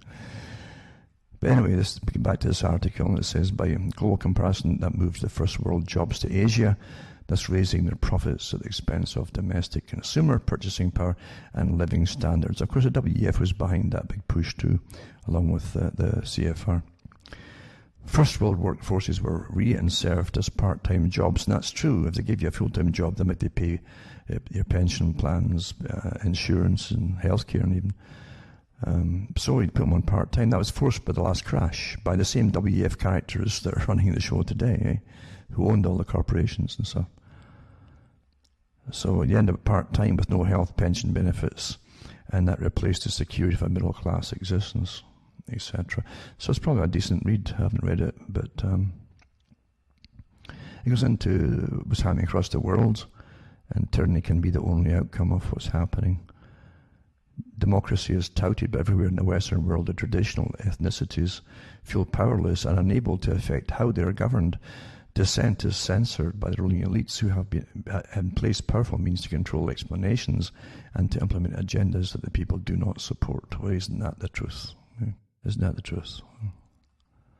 But even if you have a dissent, before you even think it, they already know you're thinking it pretty well. Most folk blab things out. And it really is, it's astonishing how much data they collect in every single person on a daily basis. I want to just go in now to this topic because it's important. It ties in with your bio this and bio that, and the World Economic Forum again, into it's almost a post-transhumanist agenda. Don't forget too that Julian Huxley of UNESCO, that's Aldous' brother, Julian, who again, he also was a co-founder of Planned Parenthood for reducing the population. They're the wrong kind of people, etc. And he was quite blatant about his form of socialism, which is the real socialism, the same socialism that they don't tell their little members at the bottom about. It's you'll toe the line, you'll do what you're told, or else that's it. And Bernard Shaw said it. You have to come to us and tell us why we should let you live and stay alive. That's what socialism is. This is an organized authoritarian system. It's not to help the working class, if there's any working class left. They're all left. They're all getting paid to sit at home right now, temporarily, mind you. They won't keep this up forever. But I did hear about, I read about, just casually, how you're reading through some articles, and one was about this odd thing with the military boys, some of the military boys, the generals, against Trump. It's interesting. I'm not involved in politics, really I'm not. But it's rather evident that big things are happening when the generals won't back up the supposed commander-in-chief, right? And make public statements which really foment overthrow. That's why they make it public. Any disagreements they would have as gentlemen, as they say at that level, should always be done behind closed doors, and they can voice their disagreements and leave their job or whatever it happens to be. But when they actually stand up against their president, then you're looking for who are they going to replace it with? They'll say, who are they going to replace it with? Who do you think they're going to replace it with? Why would your generals, you better stop and think here, why would the generals, the way it's portrayed in its simplicity, right, be really pushing for what would become a totalitarian internationalist system to replace Trump, which is really a form of communism on behalf of the wealthy elite, as I've been talking about all night here. And it suits them at the top to have a form of communism, because in a communist societies, centralized systems run everything. And that's what Justin Trudeau talked about. He admired China dealing with COVID because they didn't have to bother going through democracy and persuading the people to go along. They just told them to go along, and they did it. So it's more efficient. Well, when your generals are pretty well advocating the same thing for different reasons, you have to say, wait a minute here, and one of them, the generals, had been asked what he thought of Mattis, and he is a good man, etc., and honourable man, yada yada yada. They're talking to General Kelly, John Kelly, and he's a good man, and then asked him if he thought much the same of what Mattis had been complaining about. He says, well, yes, I suppose so, right? And I thought, why would the generals be going this far at this time?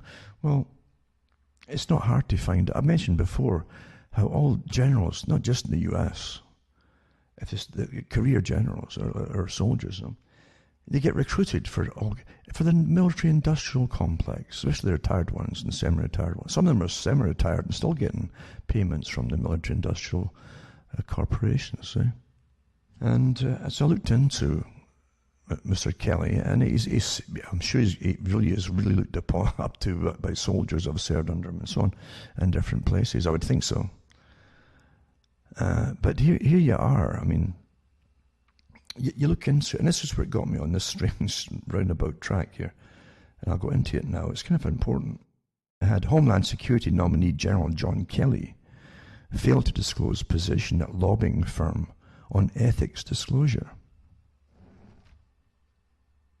And it says, this is from 2017. So John F. Kelly, the retired Marine Corps general nominated by Donald Trump to be Secretary of Homeland Security, did not disclose his position as a vice chairman at a lobbying firm called the Spectrum Group on his federal ethics forms made public this week. So the failure to disclose the position may run afoul of federal law requiring Senate-confirmed nominees to reveal potential conflicts of interest to the lawmakers and the public. He came on as a vice chairman at the end of last year, said Esther Lofgren, vice president of the Spectrum Group, when he reached for comment. Right? I've read elsewhere too in other articles that John F. Kelly was a vice chairman. So I don't know where this one is. Who knows? Maybe it came before or after. But it says The Intercept, this is the paper, could not reach Kelly by phone, and he did not return email requesting clarification over the issue. Now, you have to really look into who on earth, or what on earth, is this particular group, the Spectrum Group. And it's awfully interesting. One of many, I'm sure, don't forget the military-industrial complex is massive. And CIA guys are recruited into it, if not directly, and actually still stay in the CIA, and people from the Pentagon and top generals and admirals and all the rest of it. That's what you use, because they can get things done on behalf of corporations. They can get direct meetings with politicians that are put in charge of different divisions of government. All companies do the same thing. And it's very lucrative. I mentioned last week or the week before, I said, some of these massive contracts for the military-industrial groups, if you lobby for them, you may get a few $1 million, quite a few $1 million on each contract. It's just big money. Yeah? But they're supposed to be out of the military by then. They're not supposed to be taking a paycheck from the military or an official position and at the same time working for the private company. Yeah? This is the Spectrum Group is a completely separate company, according to Cassie Desolik, executive assistant at DC Capital Partners. Business registration records show that the two firms are distinct entities. They're not remotely in the same line of businesses. DC Capital Partners, which seems to be almost related to it, which Kelly listed, focuses on equity investments in middle market companies that provide differentiated and innovative service. The Spectrum Group, which Kelly did not list, specializes in lobbying and government affairs, but it's much bigger than that. And I'm going to get into that as time goes on here. Before I do, by the way, I'll just touch again on the New Mobility Coalition by the World Economic Forum. And they're praising again. They dragged out that stuff they did from Holland years ago. Oh, look at all the bicycles in Amsterdam. It's wonderful and healthy, and it doesn't produce the carbon, they said. Although you're breathing a lot of CO2 out, the more you pedal, that's got nothing to do with it. But the fact that this is what they want you all to do, go bicycling again. Same old stuff, elimination of cars. But that's the Global New Mobility Coalition. Huh? Shaping the future of mobility platform. There you go. Isn't that wonderful? The same group again, your Oberführers are going to be in charge of can you move and travel or not move and travel, yada, yada, yada, yada. I'm telling you. And do away with the private cars. Agenda 21 again. Now back to again the Spectrum group, right? Now let's look at this particular group, Spectrum group. One of their areas is biomedicine. Now you're dealing with a military-industrial complex outfit here, big time. They're involved in so much to do with, again, the military-industrial complex. For the military mainly, and anything to do with the military. But biomedicine, this whole idea with the bio labs, for instance, is to do with biomedicine. That's what they say they're up there. That's what they're for, right? Well, want to make stuff, vaccines and stuff, and yada yada yada, and alter, but with gain of function things to be more potent and deadly. And of course, that's why the military often uses them as covers for getting to the same position. It's for the good of all. By anticipating what nature would do in a few hundred years, we just speed up the process and make something which is pretty passive and harmless pretty deadly. This is what gain of function does. This is no exaggeration. This is what they do. Yeah. So here you find a link within the Spectrum group to do with it. And it all started again with John Kelly. Just because I wanted to know why he was not on board with Trump and certain things, and he was backing up Mattis. And it could be completely different. It could be something else altogether. But then you find he's been compromised before with a military-industrial corporation he's been worked for. So here you have what's about from Sin BioWatch, it's called. And again, the same characters involved, right? Then what's the military, apart from killing folk, what's the military really interested with genetic modification and engineering and so on of bacteriums and viruses and all that? Sin BioWatch talks about the next generation genetic engineering. And it also mentions that the Gates Foundation paid $1.6 million to influence UN expert process. In other words, to get good comebacks and follow-ups and write-ups, etc., for something thereafter. So the Gene Drive file, awfully important, disclosed email revealed military as top funder of dangerous new genetic manipulation technique. And Gene Drive actually is the ability to alter a life form by altering its genes, knowing that it's going to spread through all of its own kind's genes. And they'd used it to try to destroy, for instance, healthy males and mice that would eventually spread through a population in a controlled environment. So you can kill off a whole species of things by altering the genes of just a few initially, you see. That's a tremendous weapon, isn't it?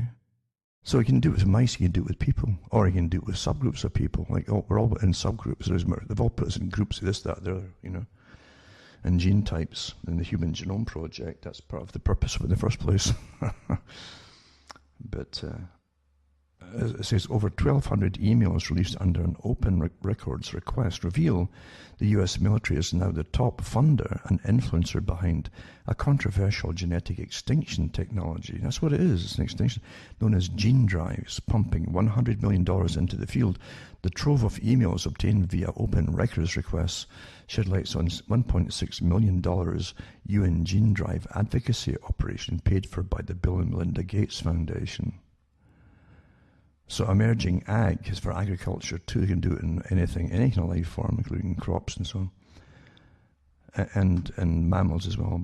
But Emerging Ag, a private PR firm paid by the Gates Foundation, were behind the scenes to stack key UN advisory processes with gene drive friendly scientists. That's standard stuff with all these characters, and has recruited ostensibly independent academics and public officials into a private collaboration to counteract proposed regulations and to resist calls by scientists and conservationists for an international moratorium. Some of those recruited entered into the UN discussions without divulging their conflicts of interest or the role that paid political consultants played in shaping their inputs. So, these files, which are dubbed the gene drive files, additionally cast a spotlight on the central role of the shadowy U.S. Defense Advanced Research Projects Agency, DARPA, as a key funder now accelerating gene drive development.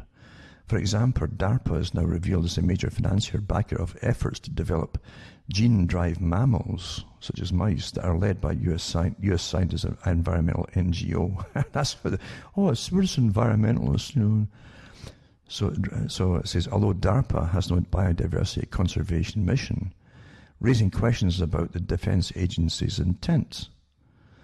These revelations come on the heels of a public warning issued by a leading gene drive researcher, Dr. Kevin Esvelt. The recurrent gene drives are too powerful to be used in conservation.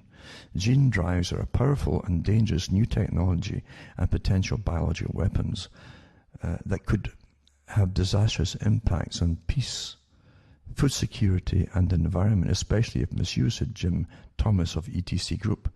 The fact that gene drive development is now being primarily funded and structured by the US military raises alarming questions about this entire field. No kidding, eh? No kidding. It says, gene drives could have profound global impacts, and these emails reveal a secretive attempt to game the system by gene drive proponents aiming to minimize essential regulations and oversight. Now, let's do away with them, get around them, said Dana Perls of Friends of the Earth. And the Friends of the Earth, generally, some of the quotes from the top leaders of them, they're quite happy if the Earth depopulated. So there's no good guys anywhere. We need more transparency about who's influencing critical decisions about the future of global ecosystems, people's livelihoods, or our food system.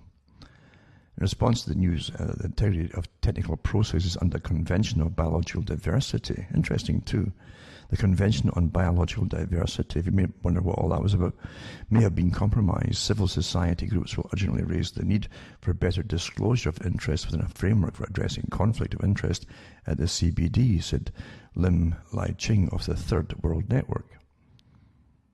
Mosquitoes containing gene drives are being proposed for malaria control of Africa.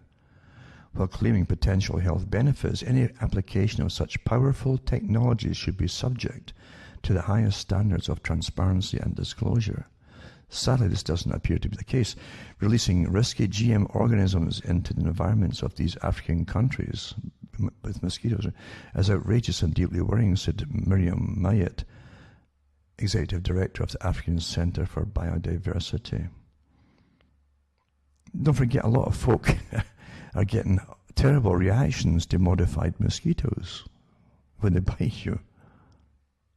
You can go into anaphylactic shock with these damn things. Some of them now that are modified, generally modified. Well, we're here to help you. Anyway, it says the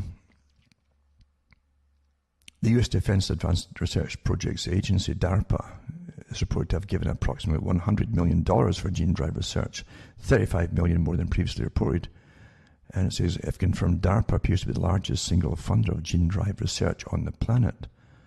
An Emerging Ag, privately held public relations firm, received over $1.6 million from the Bill and Melinda Gates Foundation to work on gene drive topics and to focus on exerting influence on the UN Convention on Biological Diversity, the key body for gene drive governance. So it's quite interesting what's going on with all this, but this is just the start of it. And then you get into this is an example. This is a good example right now. Genetic Engineering and Society Center it's called, right? And genetically modified mosquitoes could be released in Florida and Texas beginning this summer. This is this June the 3rd, 2020. Silver bullet or jumping the gun. In May 2020, the company Oxitec, a big company, one of these groups, Oxitec received an experimental use permit from the U.S. Environmental Protection Agency. They're all the big gang at the top, the FDA and U.S. Environmental Protection Agency. They're all connected. Food and Drug Administration, it's all the same group. To release millions of GM mosquitoes labeled as Oxitec OX5034 every week over the next 2 years in Florida and Texas. Females of this mosquito species transmit dengue, chikungunya, and yellow fever and Zika viruses. Isn't that wonderful? When these lab-bred GM males are released and mate with wild females, why can't they get a decent, homely kind of character, but wild females? But there you go. Their female offspring die. Continue a large-scale release of these OX5034 GM males could eventually cause the temporary collapse of a wild population. However, as vector biologists, geneticists, policy experts, bioethicists, we are concerned that current government oversight and scientific evaluation of GM mosquitoes do not ensure the responsible deployment. And it says, coral reefs that can withstand rising sea temperatures, American chestnut trees that can survive blight, and mosquitoes that can't spread disease are examples of how genetic engineering may transform the natural world. But they're doing genetic decoding and gene editing. It turns things on and off. You can do it in your brain too, by the way, and your whole body. You can turn any organ on and off with epigenetics. They can do this with gene editing emerge, and with speed and enthusiasm, the ecological systems they could alter remain enormously complex and understudied. But don't you believe it? They know what they're doing here. And it says, for the mosquitoes, they hope to yield inviable offspring or make them unsuitable for disease transmission. Right? Make them sterile. I can remember reading articles years ago when the Chinese are way ahead, with the people in China of what their governments have done in the past to do with sterilization and one child per family policies and things like that. And I can remember when they were going on, there was a hullabaloo, and the folk in the West were saying, what's the problem with them? And it was to do with eggs, where the chickens had been fed with, was it cottonseed or something? But it's a seed that literally produces sterility in males. And they were feeding the chickens with it on purpose, for that, maybe that purpose. But the people in China knew that. The ordinary folk knew that in China. And they're ahead of us as to what the governments will and have done in the past. And so they're on the watch for it. But we're so simple and stupid, aren't we? We're so used to being pampered. We're taking such great public relations. They're always there to help you, you see. They always do things to help you and to save you and for your benefit without you even have to even waste time knowing about it or waste time finding out what they're doing. Leave it to them. You trust them so much. You know that they're there to help you. But I tell you, we're the easiest folk to manage. It's just astonishing. Anyway, they go into the different organisms that receive more attention for genetic modification than mosquitoes to yield inviable offspring or make them unsuitable for disease transmission. It says, although the EPA approved the permit for Oxitec, state approval is still required. A previously planned release in the Florida Keys with an earlier version of Oxitec's GM mosquitoes, OX513, was withdrawn in 2016 after a referendum indicated significant opposition from local residents. Oxitec has field trialed other GM mosquitoes in Brazil, Cayman Islands, Malaysia, and Panama. And so this goes on about trying to reassess the risks, etc., etc. It's just but these generals, as I say too, I'm not saying that Kelly was directly involved in biowarfare here, but there's no doubt about it. He worked for a company that's definitely a military-industrial complex, and that's what military-industrial complex are. ways of killing folk or sterilizing for long-term plans, remember. This is not a new thing. I hope you understand that. The declassified governmental data from biowarfare companies working with governments during World War II and afterwards go into that whole scenario of how do you bring down, if you have a population that's going to be at war with you forever, or you're occupying a country and they're going to, every generation, they're going to grow more young children, more young boys to fight you. What do you do? Well, you've got to eliminate them. So how do you do that? Well, sterilization.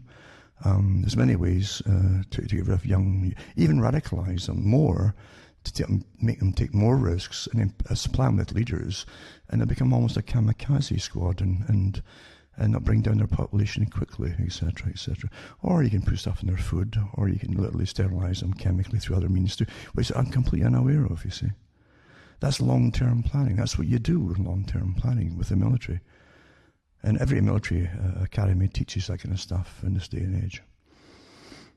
So yeah, it's not unthinkable at all why DARPA's involved to help you, in biomedicine, etc., and how to gene edit and turn switches on and off and all that kind of stuff. Don't forget too, you can turn switches on and off. That's how you sterilize people, and things just stop working in your body hormonal wise and blah blah blah blah blah. It's quite easy to do.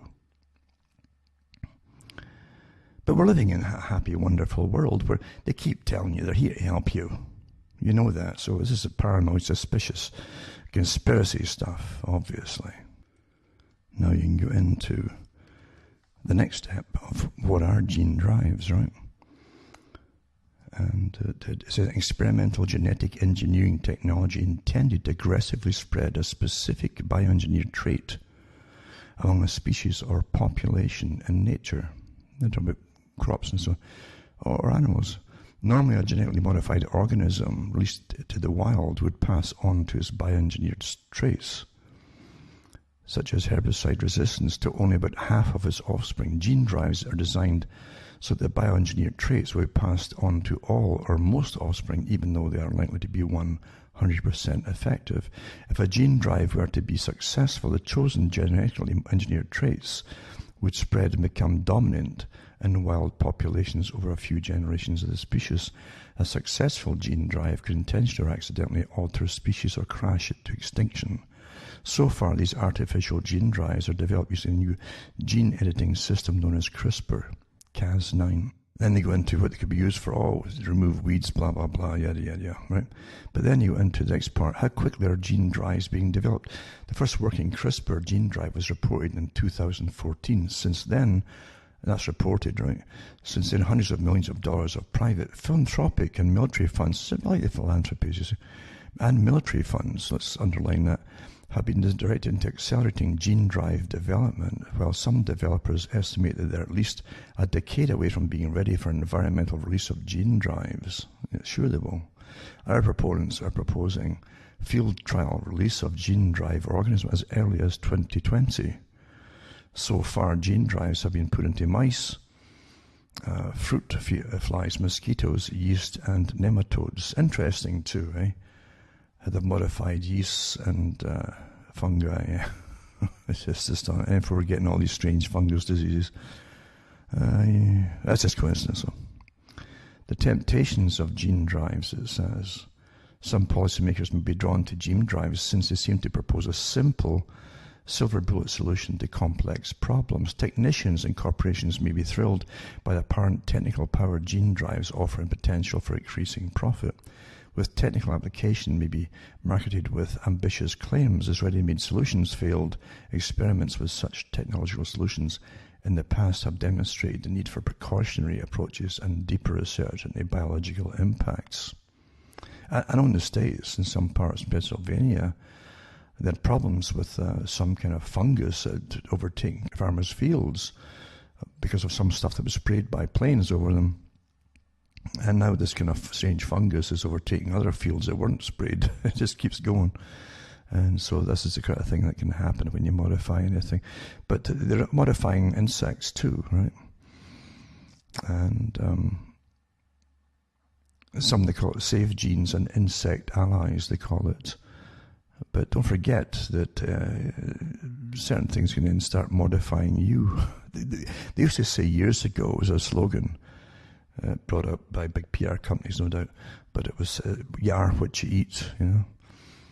And to an extent, it's awfully, awfully true, especially since you're not eating great stuff these days when you're growing vegetables in the same soil over and over without a break. And there's no fallow period at all. So adding just chemicals to it doesn't make up all the stuff that your body really needs. It might give you a big plant or a big vegetable, but it doesn't mean it's full of nutrition, as you know. However, now you've got these particular invasive kind of gene drive systems, and they say that too. If one spreads in the wild, you know, a gene that they've introduced in a wild species, is that the gene drive organism will be subject to mutation and evolutionary pressures, as will the wild species in attempts to resist the invading gene drive. One way or another, the gene drive may fail to work, or the arising mutations may persist and spread through a population. Yeah, and that's so anyway, that's just that part. But what it made me think of was, here's your military and here's the top generals, and I wonder how many of them are involved and on the take. A lot of them are retired, remember, and they're allowed to be involved in all of this kind of stuff, and they always get approached to be on the boards of them because big money if they lobby for them, these companies. It does make you wonder, especially when the military is so involved with all of it, and then you get Bill Gates as well, and then you get also the vaccines that Gates and all the rest of them are promoting, and Fauci, that literally are different kinds of vaccine that's going to alter the genetic makeup in the linings of your lungs, perhaps, and receptor sites in your lungs, modify them. So a different kind of vaccine from the old kind, where they took viruses and either killed them or made them less virile, so they wouldn't really spread or mutate in your body and multiply. And they put them into you in the hope that your body would detect them and then form antibodies against them, because they're weakened cells. Well, this is a different type of thing altogether. It's literally going to alter the makeup of your cells for the receptor sites. This is the big danger. Where does it stop? Will it stop there? They don't know. Oh, we're rushing it through and we've no option. Oh, it's to save the planet. Oh, come off it. Get off it. Come on. This is a big agenda here. What else will it do to you, I wonder? Huh? What else will it do to you? Think about it. You already had the reports coming out that COVID itself, this oddball COVID idea, 19, was causing sterility in some males in China.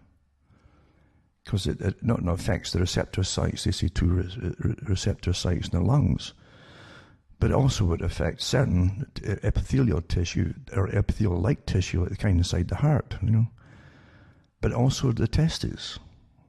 This is what they're saying. And of course, in the intestine, we will start to hibernate perhaps and live there. Well, so will the vaccines. They found that with other vaccines before. They can tell with certain vaccines they end up in some children's gut. Because they're specifically, they're detectable, since a lot of them are modified to viruses, you see. Well, this thing, this COVID supposedly can go into something similar, which would mean that even if they gave you the other type of old type fashioned kind of vaccination for it, by using weakened cells or virus cells and put them into your body, how would that make your body produce? Because that kind was supposed to make your own body produces antibodies, which it would do anyway. Why would it make it would do any better than acquiring the immune system yourself? See, it makes no sense what they're doing. There's something stinks behind it all. If your body can make its own antibodies against COVID, and they're admitting that, why would their vaccination, and on top of the genetically modified type of vaccinate, why would that be any better if its whole intent is to stimulate your body to make antibodies against it anyway? When your body can make antibodies against it, why not just let it happen? It makes no sense at all. There's something else, something stinks behind it. But I know that they definitely want to bring out this 2 or 3 part vaccination series system, that they're going to give you, and it's going to be using something, it's not even going to bother using the virus, it's going to literally modify you. And I really think you're going to get a terrible reaction to it if you come up against a particular virus down the road. This is what you're supposed to test over years before you give it to the public. And it's supposed to, well, we don't have time to do that this time. We don't have time. Well, really, when human life's at stake here, I think there's all the time in the world here. Will you? And why should you trust these characters that have cried wolf for so long, right down from the shutting down the economy, when they admitted they wanted a complete reset a few years ago, and the same organisation at the top's using it all again, under the excuse of COVID. A lockdown, sustainability, the whole thing. Why would you trust them on anything, folks? Think about that. Why would you? And once again, folks, remember, you can buy the books and discs at cuttingthroughthematrix.com. You can donate to me, and you know how to do it if you bother, because I've got a whole bunch of sites to keep going, and I'd like to keep put out information as we go through all this stuff. I don't have any axe to grind. I don't have any political parties. I gave up on that joke a long time ago. And I just give you information of what's really happening for your own good. And maybe you can help yourself by knowing. A lot of folk don't want to know truth. They can't handle truth. But other folk really crave it. They want to know what's behind things.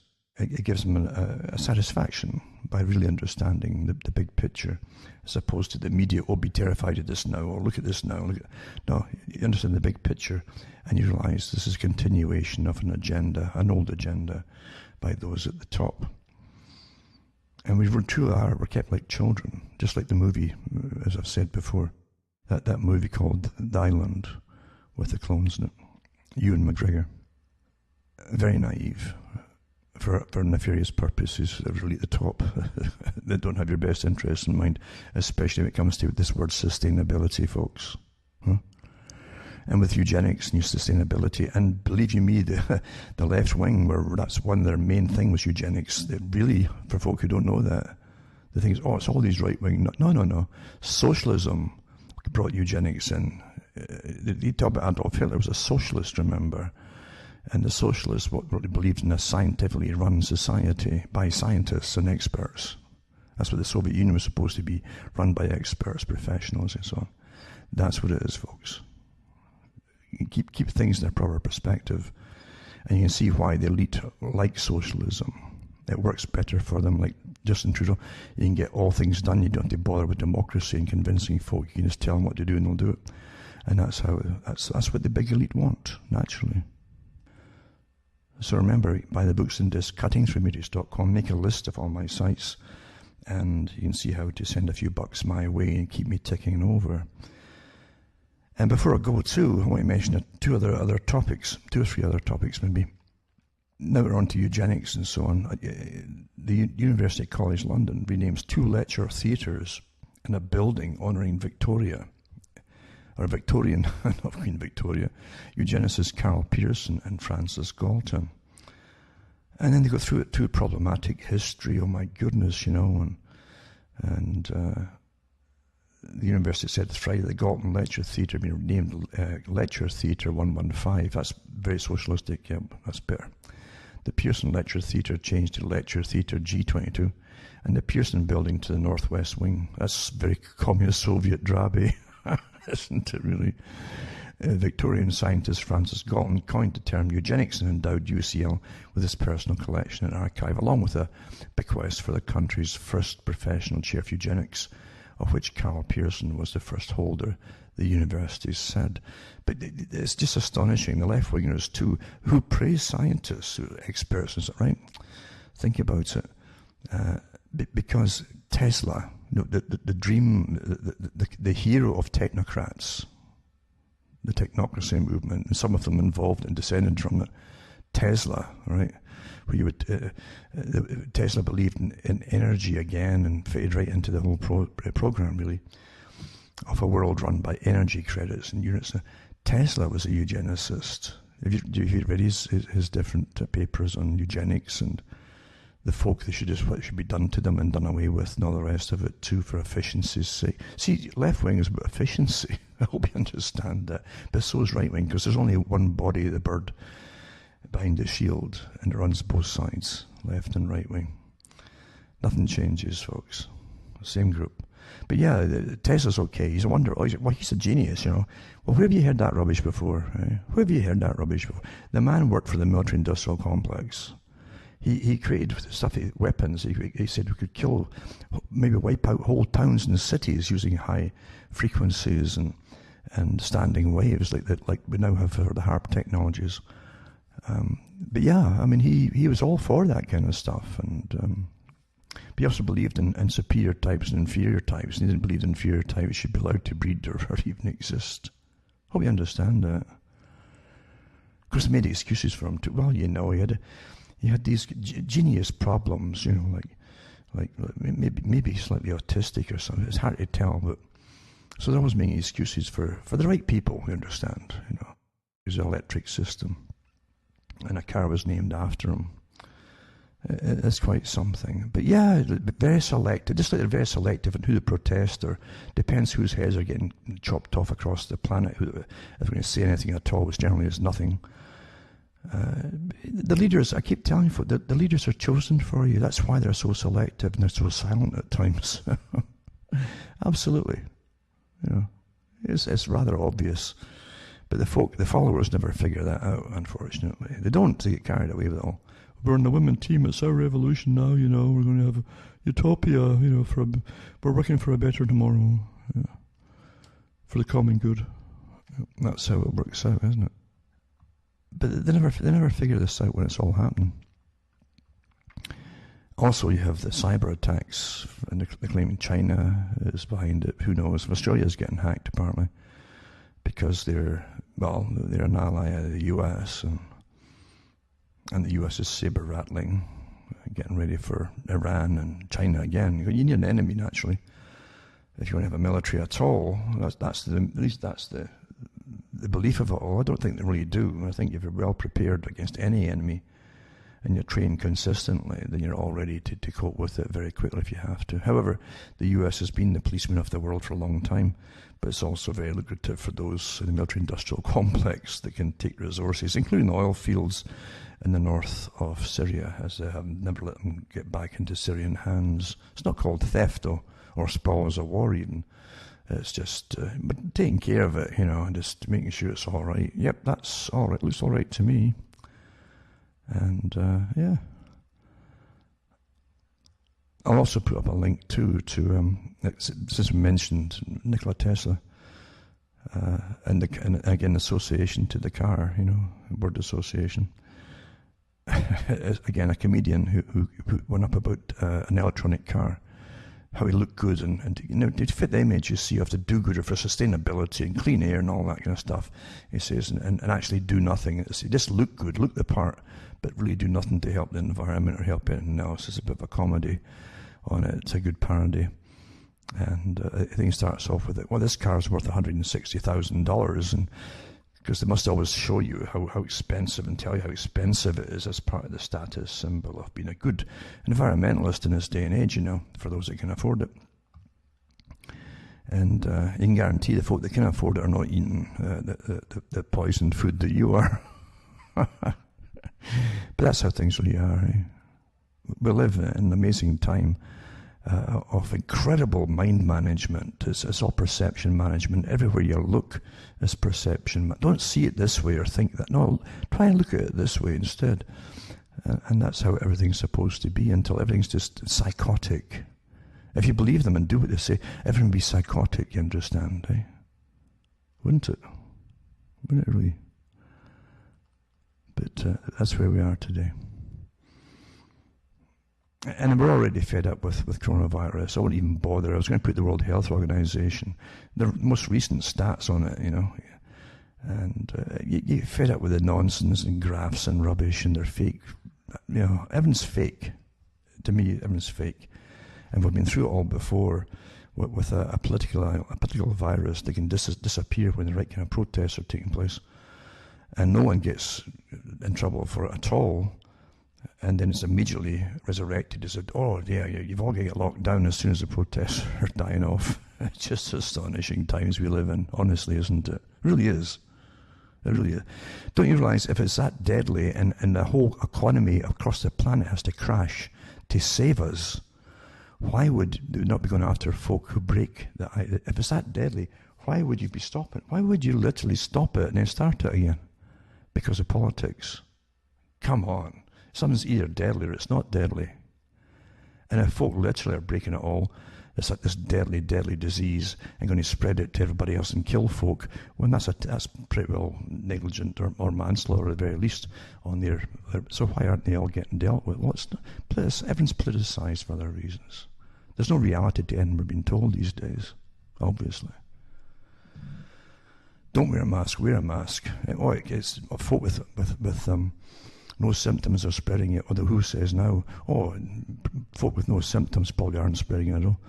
Oh, forget it, folks. Forget it. It's a big agenda. Sustainability, the World Economic Forum, a massive organization, and it's got bureaucracies and levels of all bigger than some countries' bureaucracies, and they train folk for the whole planet, and they're already training their future